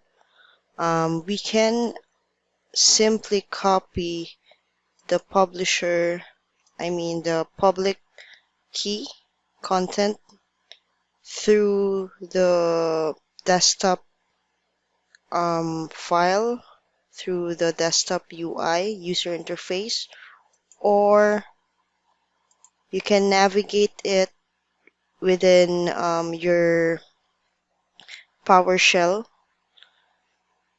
what do you call that, console. You can navigate that and open it within the SSH. I assume you already know how to do that, but just to make things simpler, since we this what do you call let me check this first. Since this tutorial is means that you are accessing your terminal within your local machine, you should have an access through the desktop UI of your computer. So, which means that even you're using Linux or Mac, you should be able to access your this editor or this file here through the UI. So I'm assuming that is the case for this demo. So let's just copy that one, and since we already have access, or we already have logged into the cloud server that we want to get access to and set up the public key, so let's go ahead and do that. So the same thing that we did earlier when using Bitwise, we want to add the keys or the public key inside the authorized keys. It should be the same. I mean, you can do that using the Nano editor, but for this option 3, we also have this method, which is one line of command. Just paste it. Sorry, let me copy it first and then right click. So after that, copy back the public key, and then we want to add the content of that file in here. So this is another way of doing or adding the SSH keys the SSH public key. So instead, I mean, with using echo command, instead of using the editor, any editor like Nano that I showed you earlier when using Bitwise SSH client. This is another way to use echo command. So with this one line of code here, you just replace this with the public key and then paste it or run it inside the remote server. So yeah, that's how you can do that. So let's go ahead and try to access the server once again without a password. But before that, let's check first if it did successfully added the, wait a bit, copy ctrlc, right click, and let's see if it did added the key here in the file, authorized keys file. So as you can see, it did. So this is the note PowerShell at Lenovo PC. So I believe it successfully got added. So let's exit on the cloud server to test if we can connect through using our SSH keys with the PowerShell private key. So let's first check where the private key is. So as you can see, we are now logged in as PowerShell user. So to log in using your private key, it should be the same with the previous method we did earlier for the other for this number one method or option.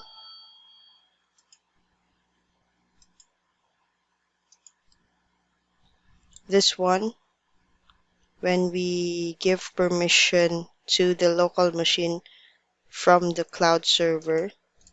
So let's do this. First, we need to locate the private key.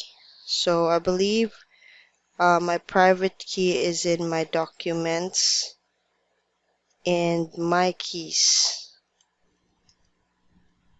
folder under the my documents. So let's ls on that. So it's here. So this is my private key. So let's go ahead and SSH using that private key. So to do that, SSH -I flag to let SSH know that I am using a custom type of private key. So let's add a PowerShell. Make sure it's not wrong spelling. And then the user at, and then the server IP and enter. So as you can see, we were not prompted for a password. So that's successfully done for the option 3. So now let's go ahead and do the option 1, which is the most easiest way to copy the public key to the cloud server from your local machine. So for the methods that we did, which is the option 4 and option 3, we were it is necessary for us to access the cloud server. But for the options 1 and 2, we don't need to access the cloud server. We can just do everything within our local SSH client. So let's get started with the option 1, which is this is the easiest way to copy the public key to a cloud or a remote server. But this command don't work with other platforms like the built-in terminal of Mac, I believe. I'm not sure if it already works, but in 2 years ago, I've created, or I believe maybe 3 years, I believe I've created a tutorial in regards to SSH as well, and it doesn't work with Mac. So you need to use a um, manual code, but it's still okay because it will be one line only, and we will use this two or either of these two, and I will explain later on why you need to use um, one over the other. So for this SSH copy ID command, this will only work within Linux. It will not work with PowerShell. I've tried it um, earlier. I thought it would work, but it doesn't, which is why we need to use Linux terminal instead for this command. And I do have an existing install of WSL, so that will be the one that I will use for the demo. And it's okay that you don't have WSL. You only need to be on a Linux, and you can just use the terminal for that if you're on Linux. And if you're on um, Windows, which the same case as me, try to install WSL, and you should be able to get access to the Linux OS SSH console. So let's do that. Let me open up my WSL. So I have here an Ubuntu OS, which is a default OS for WSL. So I already have this here. And let me find first oops, sorry. Let me find first if I already have SSH keys here. So let me check first my SSH folder, hidden folder. And um, I have here an existing ID RSA. So what I would do is that I would probably use this. And by the way, guys, in case you're using your Windows terminal, let me show you instead. Let's open the terminal. So just in case you have installed your WSL, you've installed your WSL, and then you've installed also the Windows terminal so that you can use multiple tabs with PowerShell, Ubuntu, and other um, consoles, so command line console. So for example, I will open the PowerShell and I will switch over to my WSL, which is Bash. So if you run Bash or Ubuntu, you will be redirected to the, what do you call this, to the home directory of your WSL Ubuntu OS SSH console. So let me exit on that, and let me go back to my PowerShell. So as you can see, I'm on my PowerShell. So if you run Bash, you will be redirected the same thing to your Ubuntu, or switch over to your Ubuntu WSL SSH console. But the thing is, you will not be redirected to the home directory of your Ubuntu, to the home directory of Mawix user. You will be redirected to somewhere else, to your Windows local machine. So this is the mount. As you can see, this is where the mount MNT shows the local C of your Windows machine. So it will be, if you check here, if you navigate through your folders app, so through your Windows user interface, it will be here. So this is the my PC, or this PC. It is the MNT, I believe, and it will show here the drives, which is the C drive, and many other folders, I believe this. And you will also, if you go to the C, local C, this will be, you will see the users folder and user. So the problem here, if you CD, which means you need to CD first so that you will be redirected to your home directory. Because just in case, if you run the commands, let's say you generate SSH keys within this location. I'm not sure how it works, but I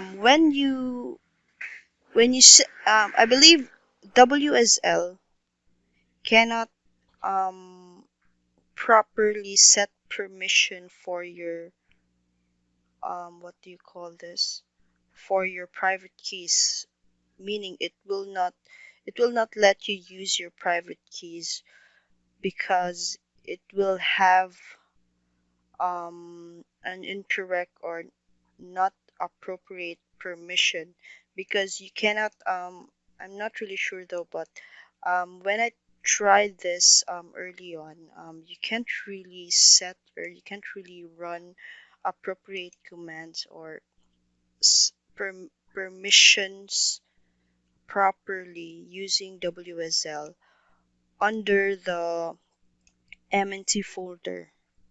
So that's why you need to go to your home directory. Make sure you are in your home directory, and you are only processing permissions within your home directory of the WSL.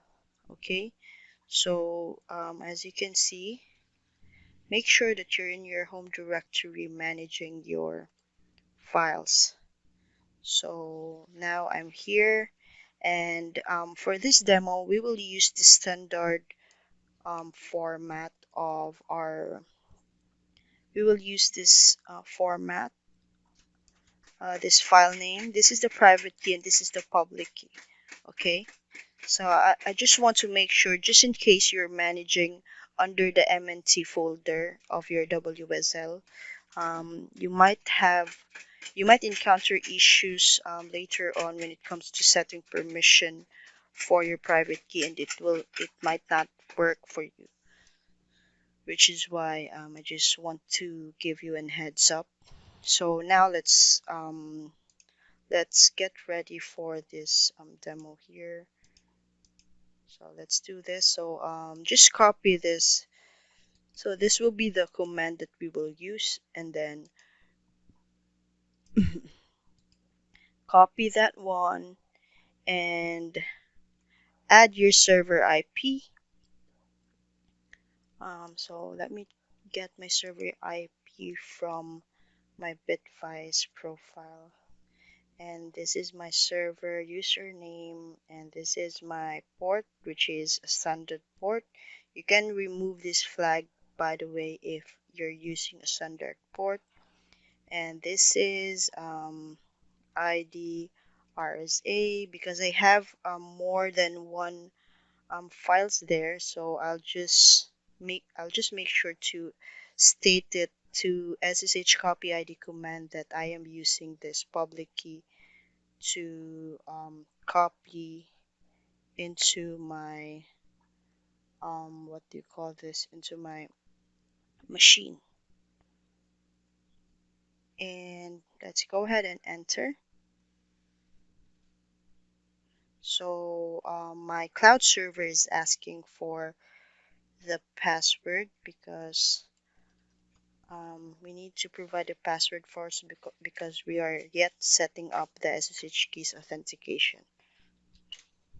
So now it should be already added. So let's go ahead and confirm that we can now access the cloud server with the SSH keys. And to do that, we need to run this command SSH, or let's make sure that we have here our private key. So SSH -I flag to state that we are using this private key, and then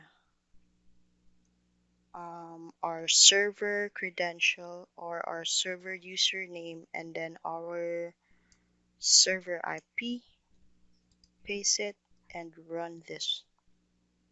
So as you can see, we are now logged in. Host name. So I'm now on my CentOS Mawix XYZ server. So that's how you SSH using SSH keys within Linux. So using the SSH copy ID command. I mean, that's how you transfer your public key using the SSH copy ID command. So what if you're using Mac OS and Windows and you don't want to install WSL and you only want to use PowerShell? So let's do this by the option 2. So as you can see, I've noted here, use this command if SSH copy ID don't work for you. So if you're in a different platform and the SSH copy ID don't work, then you can use this commands here, which is letter A and letter B.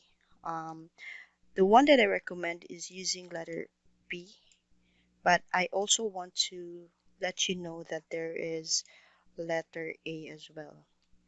And the difference of this commands is that um, the letter A, if you already know that you have an existing authorized keys file on the cloud server, you can use this command, which is shorter. And this is to copy. And also, you can also use this. You can just delete this if you only want to copy. But if you want to generate SSH keys along with copying into the cloud server the public key, then you can add this command here. But since we only want to copy, then we can just cut the SSH keygen command. If you're not familiar with the SSH keygen, you can check out my previous video, and I have a link in the description to my blog in regards to that, so that you can have an understanding in regards to that command. So this will be the again the command that you would want to use if you already know that you already have an authorized keys file on the cloud server. But for me personally, I only use letter B because I don't want to check if I already have an authorized keys file. So this this command here works with without authorized keys because it already has commands that will generate the authorized keys file for you along with the directory, which is the hidden SSH folder, as well as to set the permission. And that's why I always use the letter B. But I will still show you how the letter A works, so let's do that. And for this, to confirm that it will work on PowerShell, then we will use PowerShell for this. So I'll just exit my terminal here, my Windows terminal, and then use the PowerShell. So let's go ahead and do this with the PowerShell. But first thing is that I'll probably delete first the keys inside the cloud server because I believe I've already added my PowerShell keys there earlier. So let me first delete that on the cloud server. So I've now deleted that. So let's go ahead and try the new commands or the other commands here. So I know that I already have an existing keys file on the cloud server because we've already created that one. earlier in the other demos. So let's try to do this. Let's just copy the command here and let's just edit this later on. But first I want to know that I have here um, the right, let me check here, my, what do you call this, my private key and public key. So I already have this. And by the way, I mentioned earlier in regards to not managing your WSL directories under the Windows directories, meaning the under the MNT folder. If you remember what I said earlier, let me open this Windows terminal and let me run bash. And here, um, so I mentioned earlier that you don't want to um, run um, Linux commands such as setting permission here because it might not work for you. I've done that, it doesn't work well. So you need to go to your home directory to do that. So so why did I mention this? Because this only works, or this only is applicable to using WSL. But if you're using PowerShell, it's fine because it's already a built-in tool for Windows. That's why you don't need to go to the um, home directory for your WSL. So I just mentioned that in case you're confused. So let's go ahead and paste. Oh, sorry. So let's go ahead and paste this command here to copy this public key, the PowerShell public key, to our cloud server via this command. So let's again edit the details. Let's copy my server IP here and add my user, and I'll just leave this here because although it is standard port, I'm using a standard port, it should work still even if it's there. So let's do this, and um, so let's hit enter. Oops, sorry, I forgot to change the name of the public key, which is PowerShell. Okay, so let's hit enter. Now the cloud server is asking for the password, so let's give it the password. And as you can see, it should now be working. So let's try and confirm that by running SSH. So let's SSH into the folder, into the cloud server using our private key and Mavix. And let's copy the PowerShell, the server IP, and hit enter. So as you can see, it did work. So that's how you can use this command. So what if so we're already here. So as you can see, and let's go to the SSH, and this is the authorized keys that we have transferred. So as you can see, the public key note here is here, PowerShell at Lenovo PC. So so let's try to go back to the home directory of our cloud server, and maybe in this user I'll probably, or maybe let's try to delete the SSH folder. So rf.ssh. so that I can show you that the letter B does the job for creating the hidden folder SSH and also the authorized keys file for you, which is awesome. So let's do that and let's see. So as you can see that the hidden SSH folder is already gone. So let's go back, exit on the cloud server and go back to our PowerShell. So I'm now on my PowerShell and let's use the second command, the letter B command. Let's copy this and paste it within our PowerShell. And of course, once again, let's edit the details, the proper details,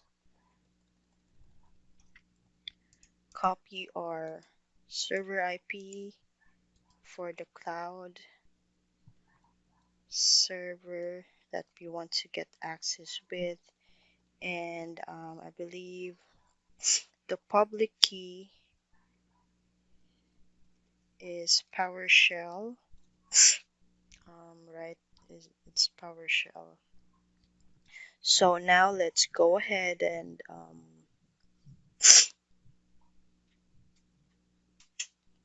let me try this first. Bits. Okay, so I believe that should be it. So let's hit enter. Password, provide the password for the cloud server, and once again let's run SSH to confirm if we can SSH with our private key. So as you can see, it worked. So let's check. As you can see, we now have the .ssh folder or the hidden folder which was created through the command that we ran earlier. So let's let's cd into the SSH folder and then ls on that, and let's cat the authorized keys. So as you can see, it's the same public key note. So yeah, that's it. So that's how you can use this commands and the other ones. So yeah, that's how you can do that. That's how you can copy your public key and access it through your local machine, and also how you can do the vice versa that we've done earlier. So for the next video, we will be working on, let me show you here. I believe I have here the notes.